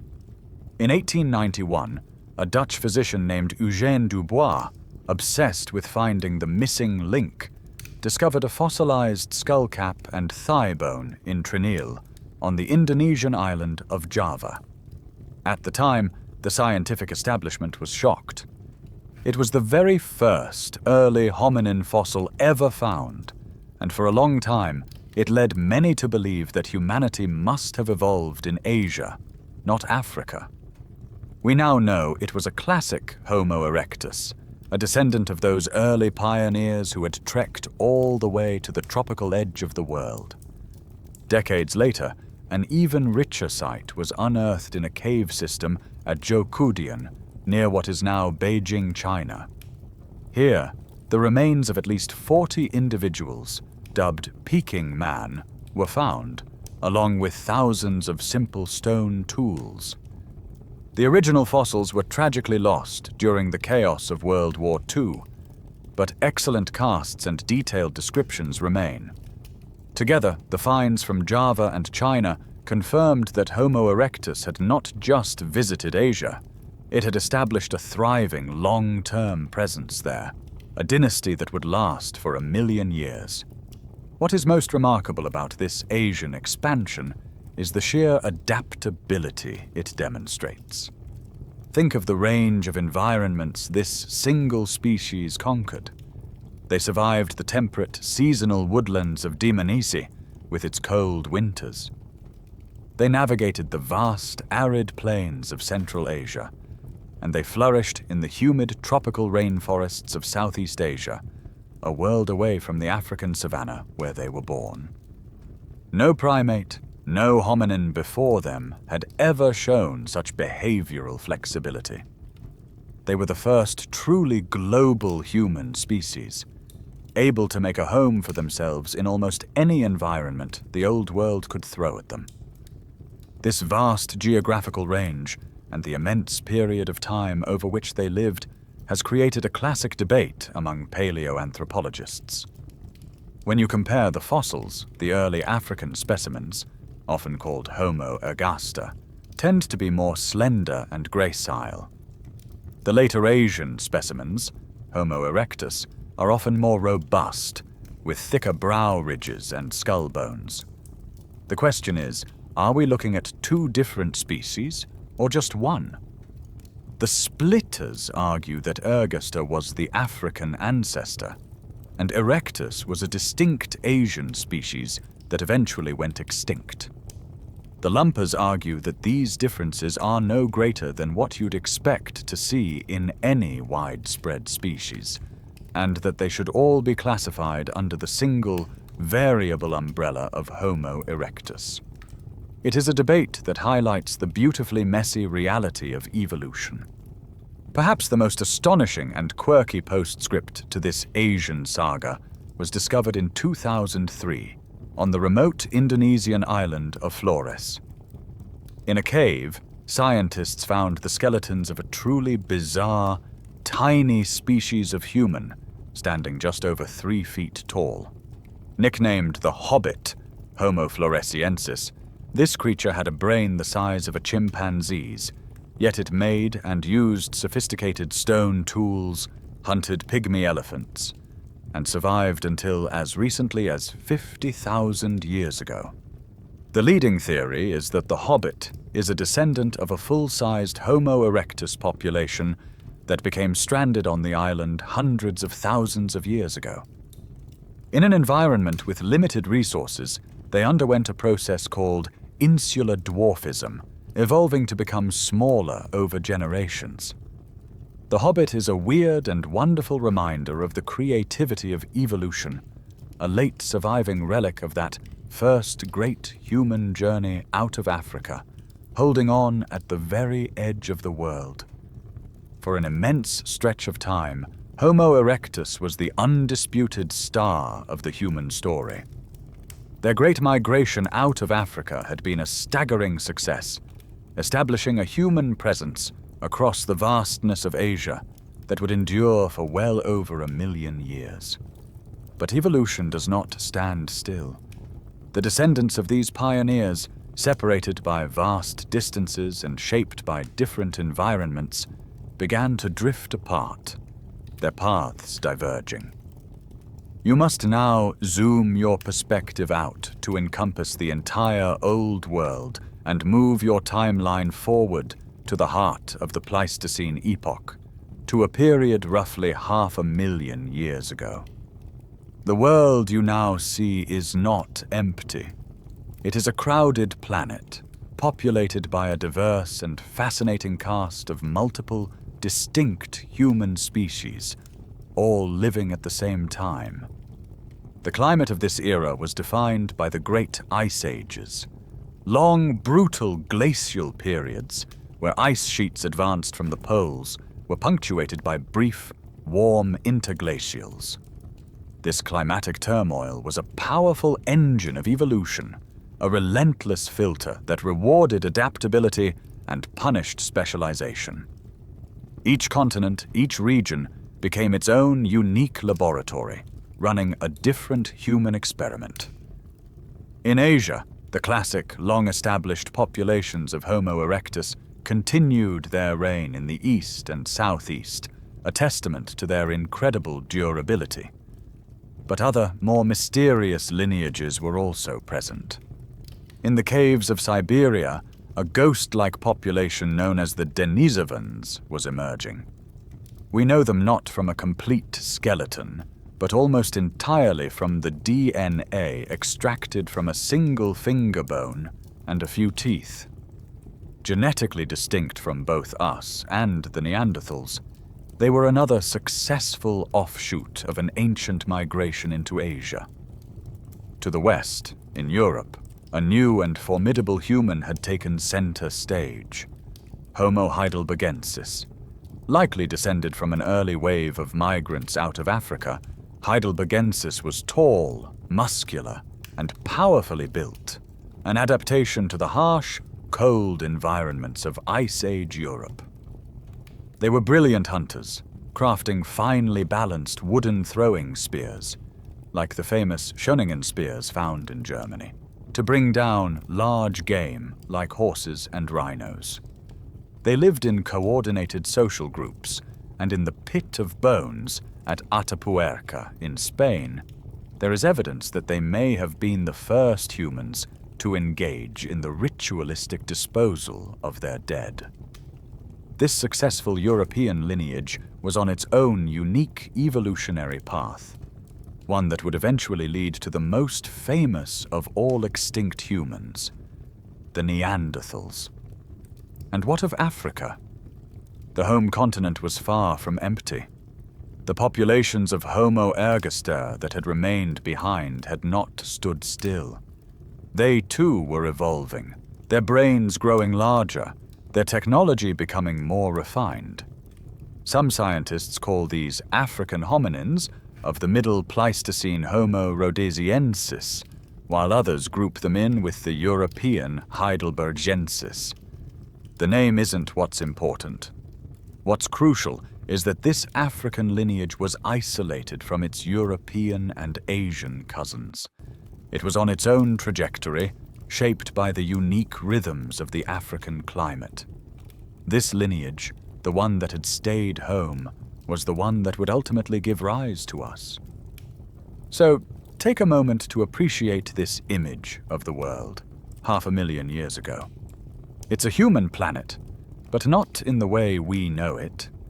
Imagine it like a family that has long since scattered. You have the ancient conservative branch still thriving in East Asia, erectus, the rugged, cold-adapted cousins carving out a life in Europe, heidelbergensis, the mysterious relatives in Siberia, denisovans, and the ancestral line holding down the old family home in Africa. It was a world of humans, in the plural. But one of these branches, the African one, was on the verge of a breakthrough that would change the rules of the game forever, producing a new kind of human that would eventually leave home once more and meet its long-lost relatives for the very first time. The stage was set. 500,000 years ago, the planet was a patchwork of different human species, each on its own evolutionary journey. But it was the African lineage that held the winning ticket. Within this population, a new species was being forged, one with a lighter build, a larger brain, and an unprecedented capacity for symbolic thought and innovation. This was our species, Homo sapiens. For decades, the central question was, where exactly, in the vastness of Africa, did we begin? And when? For a long time, the answer seemed to be clear. The oldest fossils that were unequivocally identified as Homo sapiens were discovered in Ethiopia, at a site called Omo Kibish. Dated to around 195,000 years ago, these remains, particularly a skull known as Omo 1, looked remarkably modern. This, along with other finds in the region, gave rise to a powerful and elegant theory. Our species had a single point of origin, a Garden of Eden, located somewhere in the Great Rift Valley of East Africa. From this cradle, a small founding population of modern humans emerged, who then went on to conquer the world. It was a neat, tidy origin story that held sway for many years.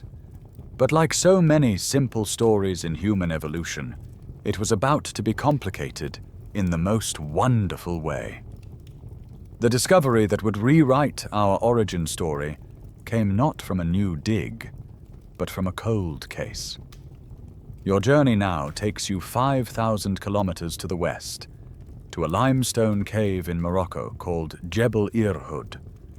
Fossils of several hominins had been found there back in the 1960s during a mining operation. With their heavy brow ridges and long skulls, they were initially thought to be a strange African variant of Neanderthals, perhaps 40,000 years old. And there they sat, in a museum drawer, for half a century. But in the 2000s, a new team of researchers, armed with revolutionary new dating techniques, decided to take another look. They returned to the original cave, found more fossils from the same individuals, and crucially, found many of the stone tools they had made. Among these tools were flint flakes that had been heated in a fire. This was the key. A dating technique called thermoluminescence can measure the last time a crystalline material like flint was exposed to intense heat. It effectively resets a geological clock, allowing scientists to date the moment the tool was dropped in the campfire. When the team dated the burnt flints from Jebel Irhoud, the results were an academic bombshell. They were not 40,000 years old. They were 315,000 years old. In an instant, the origin of our species was pushed back by more than 100,000 years, and the location of our cradle was shifted from one side of the continent to the other. But the age was only part of the story. When the scientists re-examined the fossils themselves, they saw them in a new light. These were not Neanderthals. They were, without a doubt, the earliest known members of the Homo sapiens lineage. And they were a fascinating mix of the ancient and the modern. Their faces, particularly their jaws and teeth, were strikingly modern. You could pass one on the street today and not look twice. However, their brain case was a different story. It was long, low, and elongated, much like that of an archaic human like Homo heidelbergensis. It had not yet developed the high, domed, globular shape, like a soccer ball, that is the hallmark of a modern human skull. This tells us that their brains were just as large as ours, but they were shaped and likely organized in a different, more primitive way. This mosaic anatomy carries a profound implication.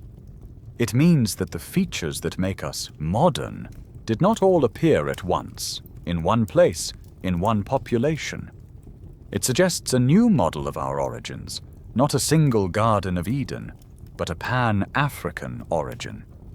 The modern face may have evolved in one population in the north. The globular brain case may have evolved in another population in the south. Other modern traits might have emerged in the east.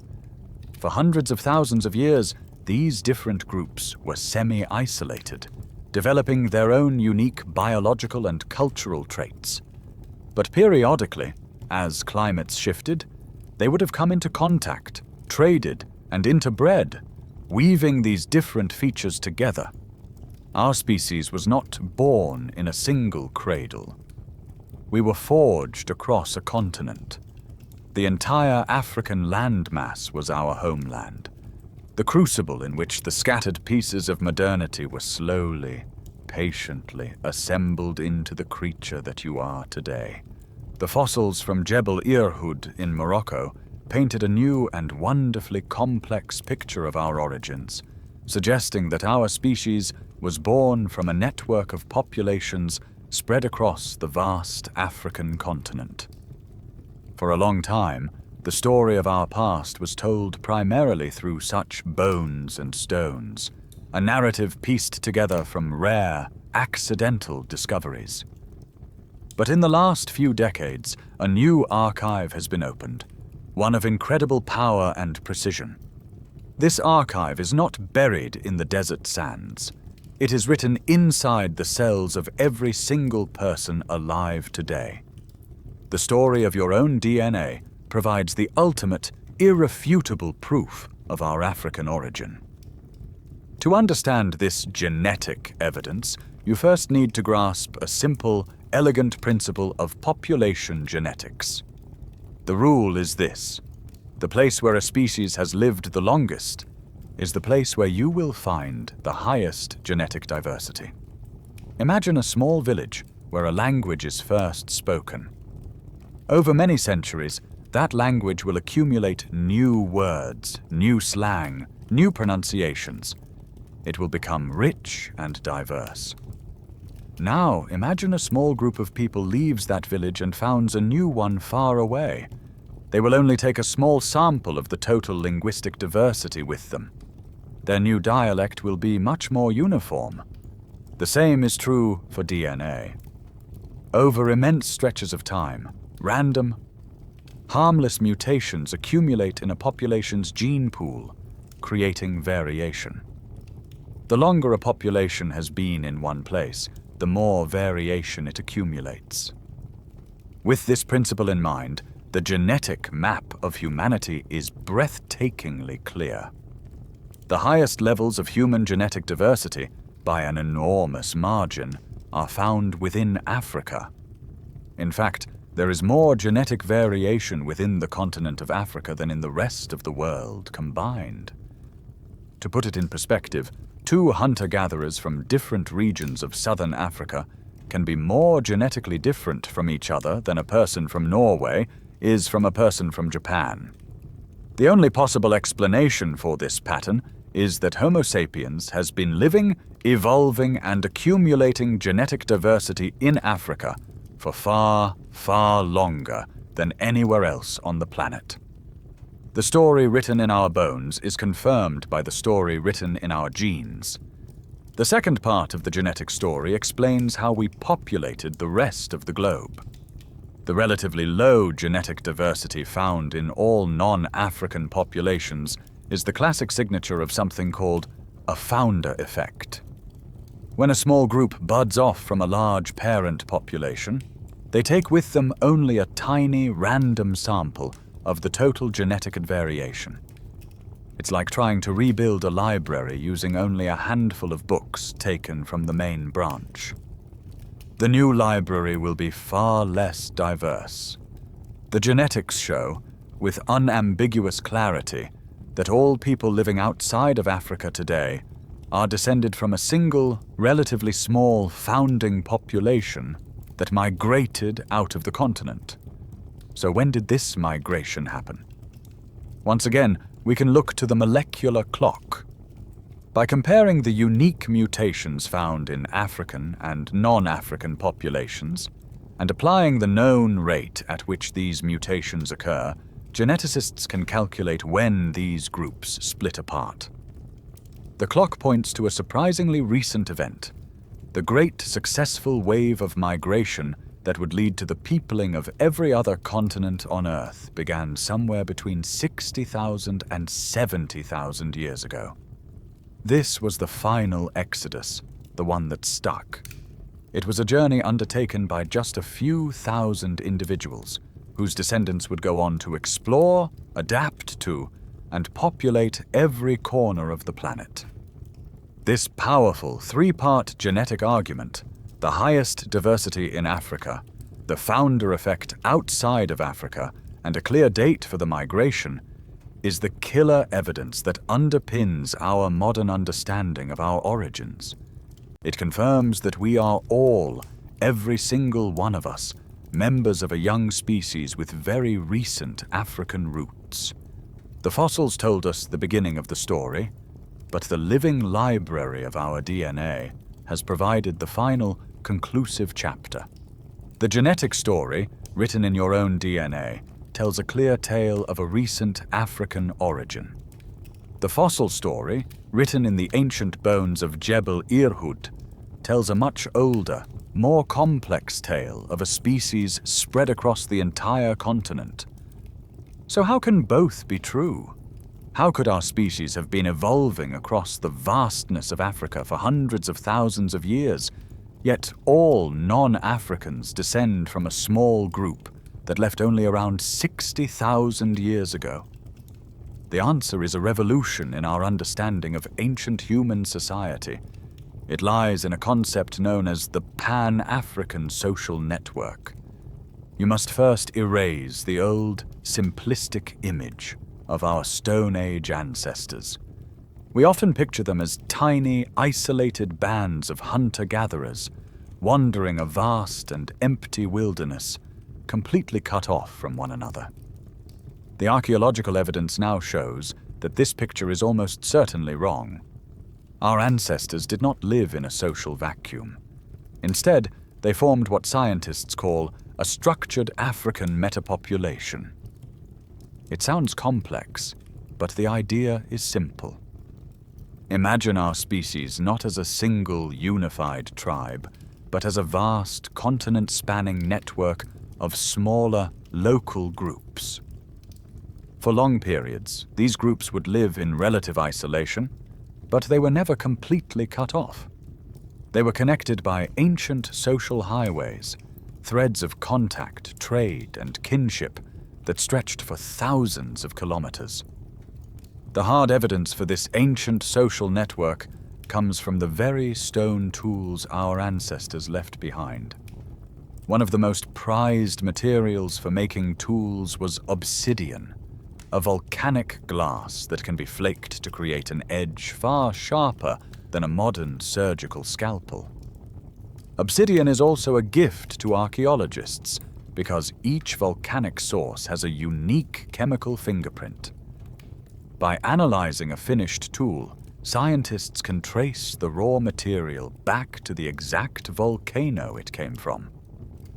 In the Rift Valley of Kenya, at a site called Olorgesailie, archaeologists have found obsidian tools that are 320,000 years old.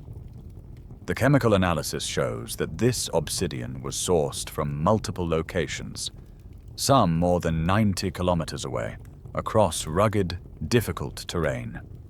This wasn't a casual afternoon stroll to pick up a nice rock. This is clear evidence of long-distance transport, either by groups making epic journeys or more likely through vast exchange networks, where valuable stone was passed from group to group to group across the landscape. Another, even more powerful line of evidence comes from the use of ochre. Ochre is a natural mineral pigment, an iron oxide that produces rich red, yellow, and brown colors. For our ancestors, it was a substance of immense importance. It was used as a coloring agent, perhaps for decorating their bodies and creating the first forms of art. It was used as an adhesive to help attach stone points to wooden spears. It may even have been used as a primitive form of sunscreen or insect repellent. But above all, it likely held a deep symbolic meaning. At that same 320,000-year-old site in Kenya, archaeologists found more than just obsidian. They found lumps of brightly colored ochre, some of which had been processed and ground into a fine powder. And like the obsidian, this ochre had been sourced from many kilometers away.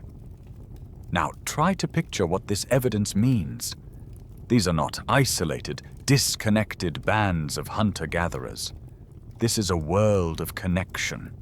A piece of high-quality obsidian quarried from a volcano in the central Rift Valley might be passed as a gift to a neighboring group. That group, in turn, might trade it to the next group down the line. Over the course of years, or even generations, that single piece of stone could travel hundreds of kilometers, a physical token of a social relationship. A lump of brilliant red ochre could do the same. These weren't bustling trade routes like the Silk Road. They were slow, patient, generational chains of interaction that wove the scattered populations of Homo sapiens into a single, continent-wide social fabric. This was the internet of the Middle Stone Age, a web of connection that ensured that no group was ever truly, permanently alone. The trade in practical, useful items like obsidian and ochre laid the physical foundation of the great Pan-African network. But these ancient social highways carried something far more important than stone. They carried information. They carried ideas, innovations, and most crucially, the very symbols that held their societies together. The next layer of evidence for this ancient web of connection comes in the form of something deeply personal: the world's first jewelry. Beginning around 50,000 years ago in Africa, we start to find a new and beautiful artifact in the archaeological record: beads made from ostrich eggshells. These are not just decorations. They are one of the earliest forms of symbolic communication. Creating them is a delicate, time-consuming process of breaking the shell, drilling a tiny hole, and smoothing the edges. The styles of these beads, and the way they were strung together, likely varied from group to group. To wear a particular style of necklace was to send a clear signal.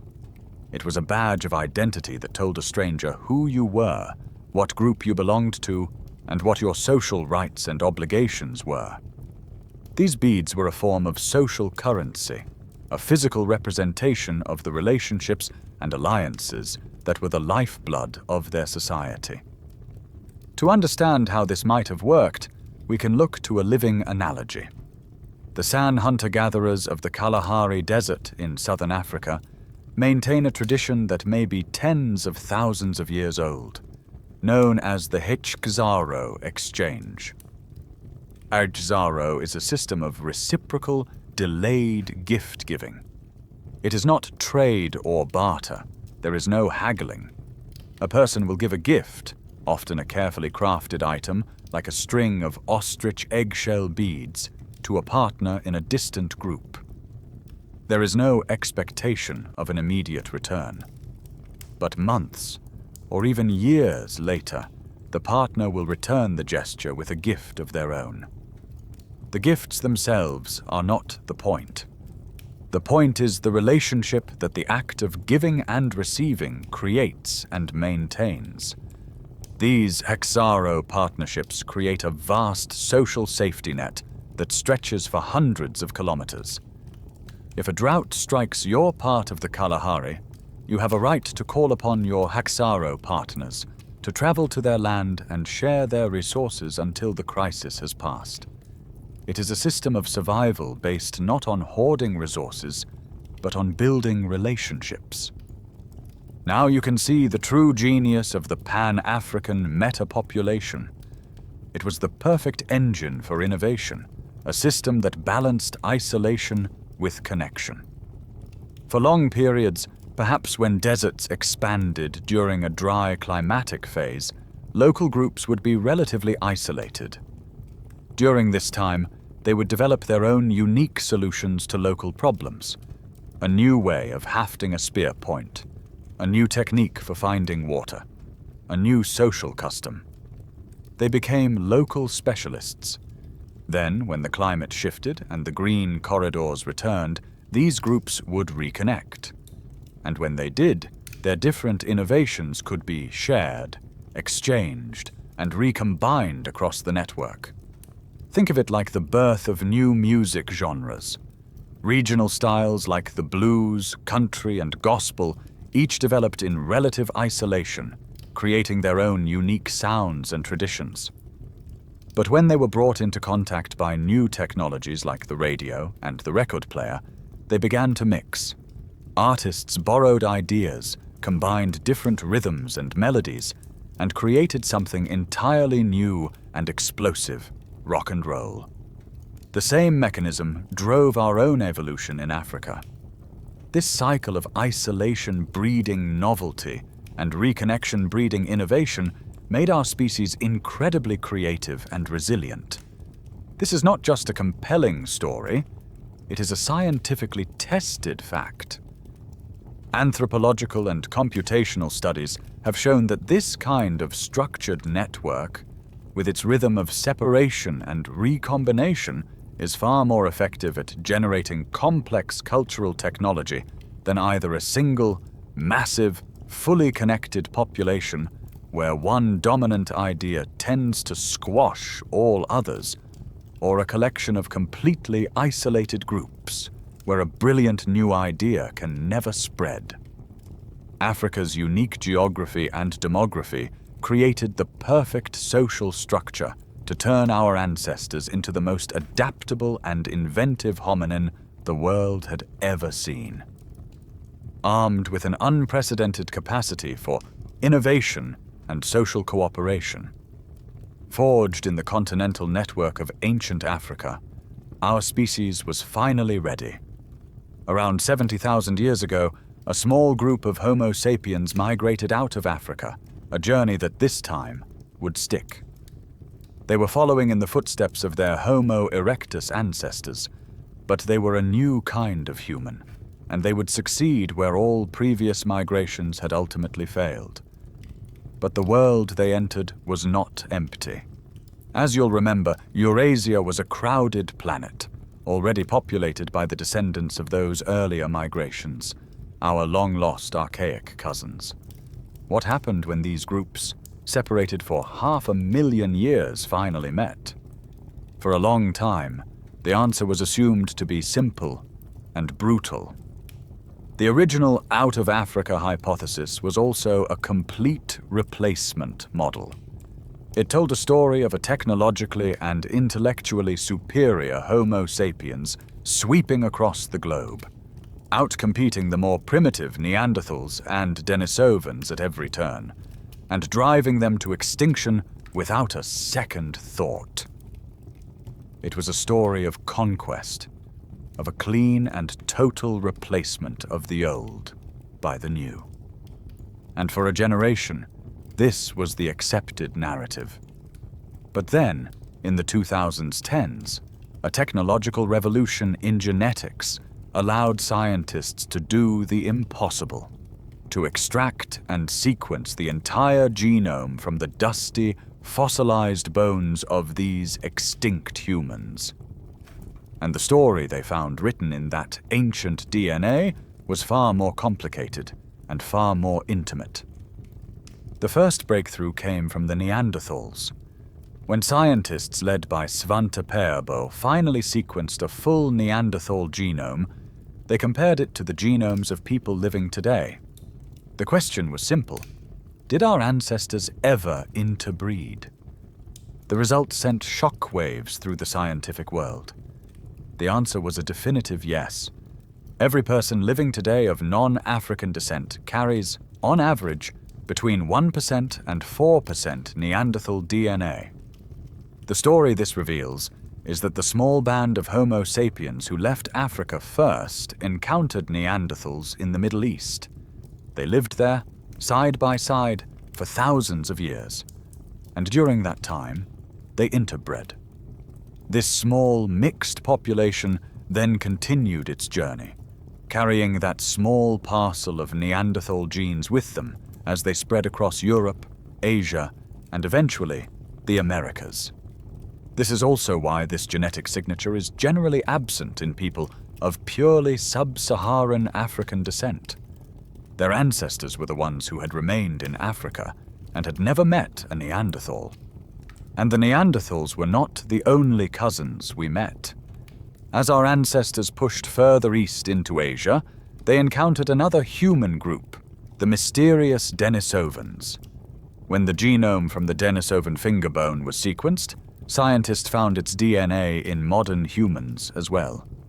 It seems that after interbreeding with Neanderthals, a branch of our migrating ancestors then met and interbred with Denisovans somewhere in Asia.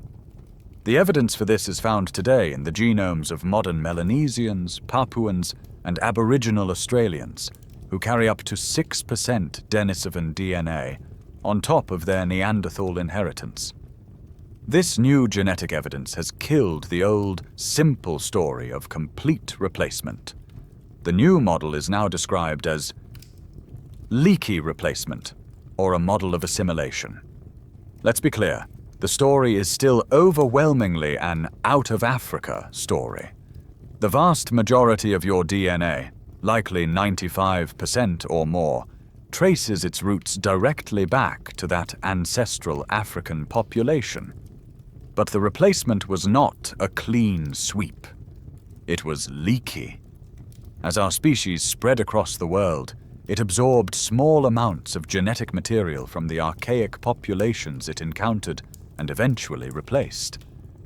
The story of our expansion was not just one of competition, but also of connection. Written into the DNA of billions of people today are the echoes of a few ancient love stories, a ghostly reminder that for a brief time in the deep past, the world was home to many kinds of humans, and we, the last survivors, carry a small piece of them with us. You have now journeyed through the entire, sprawling story of our origins. You've seen the evidence from the fossils, from the genes, from the tools, and from the social networks. All of these threads, when woven together, create a powerful and consistent tapestry that points to one continent as our ancestral home: Africa. This is the overwhelming scientific consensus. But science is not a belief system. It is a process of constant questioning. A good scientific narrative must not only present the main storyline, but also acknowledge the outliers, the inconvenient data points, and the alternative hypotheses that challenge the consensus and force us to think more deeply.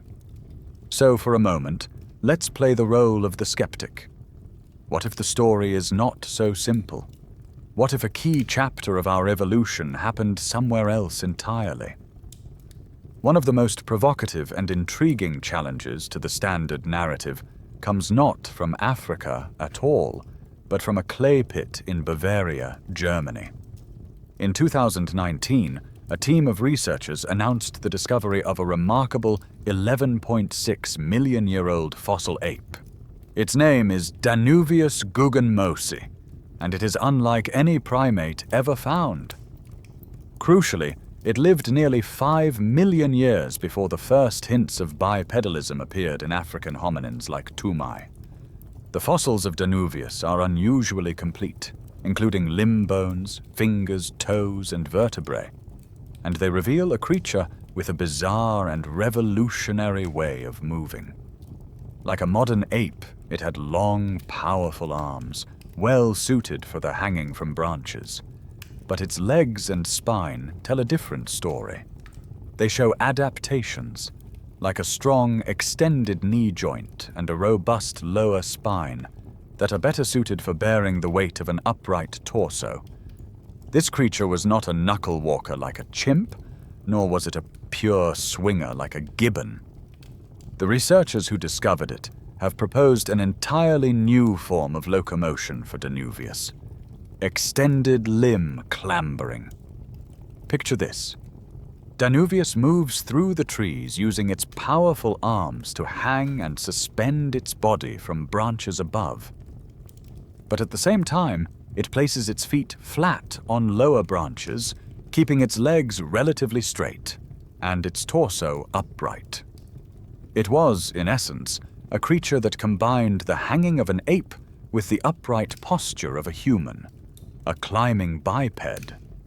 This is a profound discovery because it provides a plausible biomechanical model for how an upright trunk, a necessary precondition for walking on 2 feet on the ground, could have evolved in a tree-dwelling context.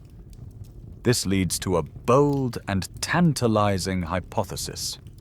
What if the evolutionary experiments that led to an upright posture, the very foundation of bipedalism, first occurred not in the patchy savannas of Africa, but in the lush, temperate forests of Miocene Europe?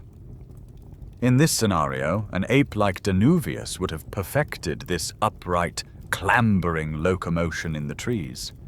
Its descendants, already possessing an upright body plan, could have then migrated to Africa. When the climate changed and the forests shrank, they would have been perfectly pre-adapted to take this arboreal uprightness and apply it to walking on the ground.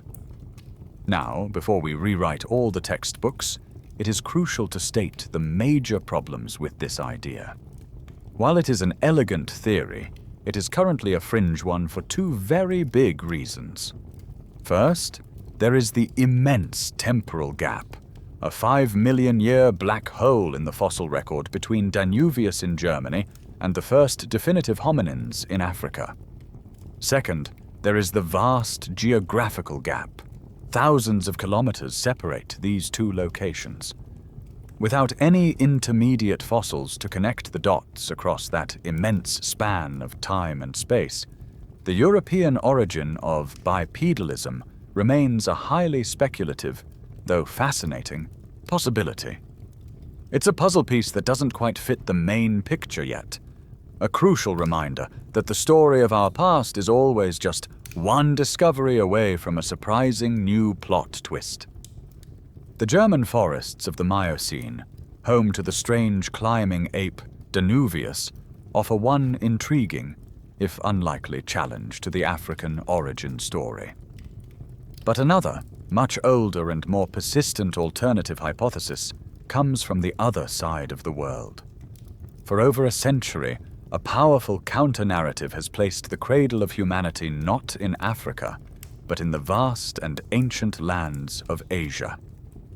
The logic behind this idea is compelling. We know that Homo erectus left Africa almost 2 million years ago and established a hugely successful, long-term presence across Asia. They lived there for over 1.5 million years, an almost unimaginable stretch of time, far longer than our own species has even existed. The question, then, is a simple one. Why should we assume that the evolutionary action stopped? The Asia First hypothesis proposes that while the African populations may have been the ancestral stock, it was the pioneering populations in Asia that truly underwent the most significant evolutionary changes. In this version of our story, an advanced form of Homo erectus, or its descendants, evolved in Asia, and it was this new, brainier, more sophisticated human that then migrated back to Africa, either replacing the more primitive hominins there or giving rise to Homo sapiens on African soil. This idea has deep historical roots.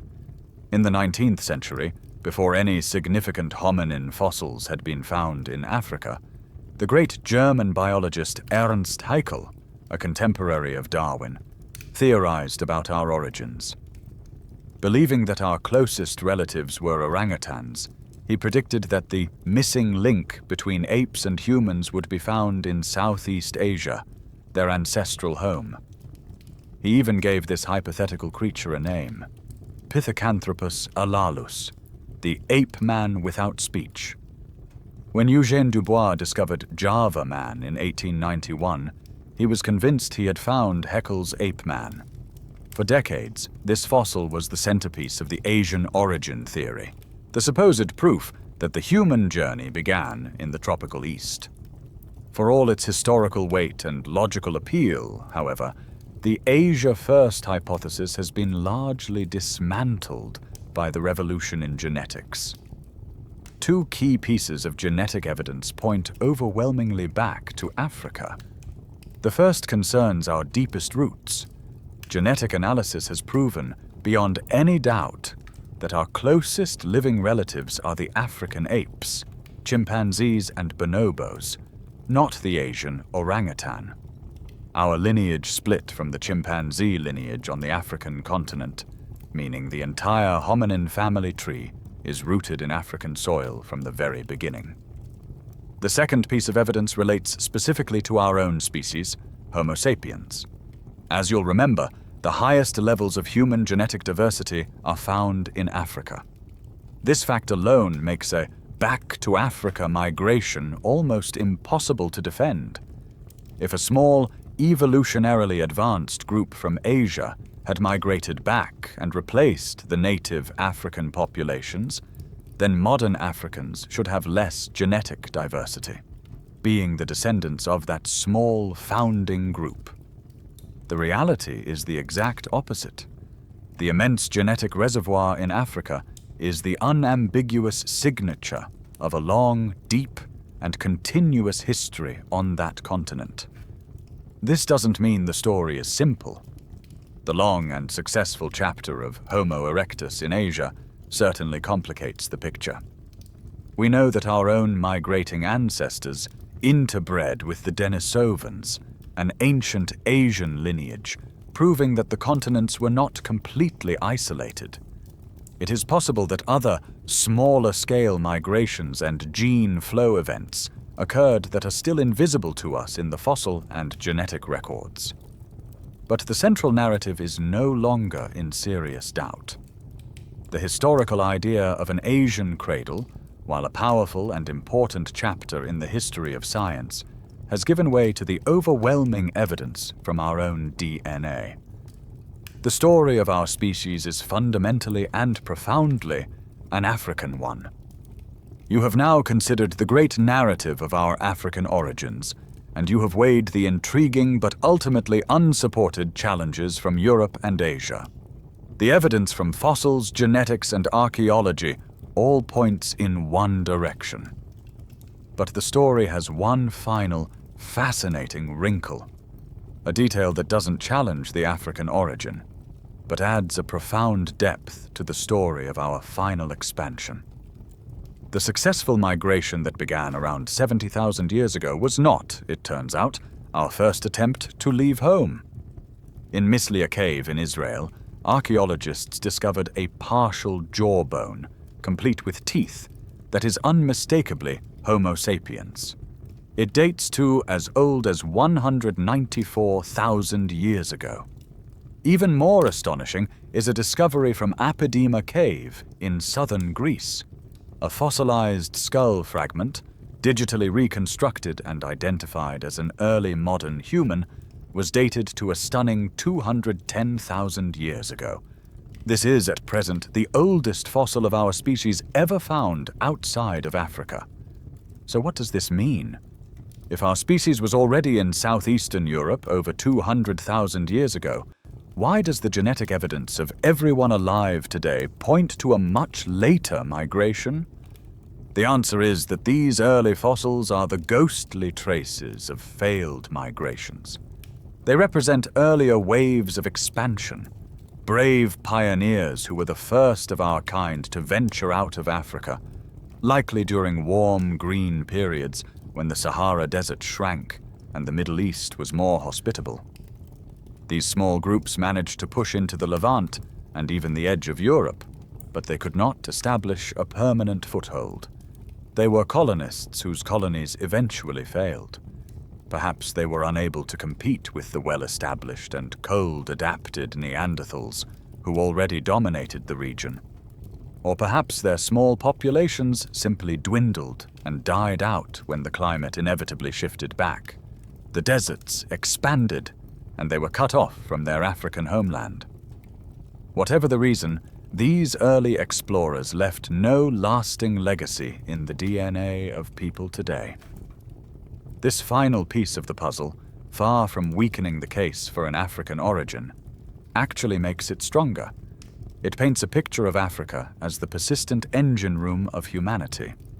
For over 100,000 years, the African continent was the demographic and evolutionary heartland of our species, the core from which wave after wave of explorers emerged to test the boundaries of their world.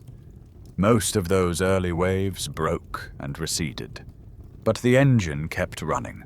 It was only after tens of thousands of years of further cultural, technological, and social development within that great Pan-African network that a final wave was launched, one with the resilience, adaptability, and social cohesion to not just survive, but to thrive and populate the entire globe. And so our journey through the deep past comes to a close. You have seen how the chaos of an asteroid impact cleared the way for our tiny mammalian ancestors. You have witnessed the geological forces that turned Africa into the perfect primate laboratory, and the climatic pressures that tore the continent apart, forcing a small group of apes onto the strange new path of walking on 2 feet. You have felt the cognitive spark of the first stone tool, the innovation that ignited a feedback loop of bigger brains and better food. And you have seen how our ancestors, connected by vast social networks across their African homeland, became the most adaptable and cooperative creature the world had ever known. From the ankle bones of Purgatorius to the footprints at Latole, from the hand axe of Homo erectus to the genes inside your own cells, every line of evidence converges to tell one single, powerful, and deeply beautiful story. The story of how we were born in Africa. The epic journey through the savannas and the shifting continents is now over. The echoes of those ancient footsteps, walking across volcanic ash so long ago, have faded into a soft and distant hum. The challenges and the struggles, the evolutionary pressures, and the great migrations have all led to this quiet moment of rest, here and now. You are the improbable, wonderful result of a story of survival that stretches back millions of years, an unbroken chain of ancestors who navigated a changing world with resilience and ingenuity. All of those ancient lives, those trials and triumphs, have culminated in the simple, peaceful act of your own breath, rising and falling in the stillness of the night. There is nothing left to do now but to let the vastness of that deep history cradle you as you drift into a quiet and well-earned sleep.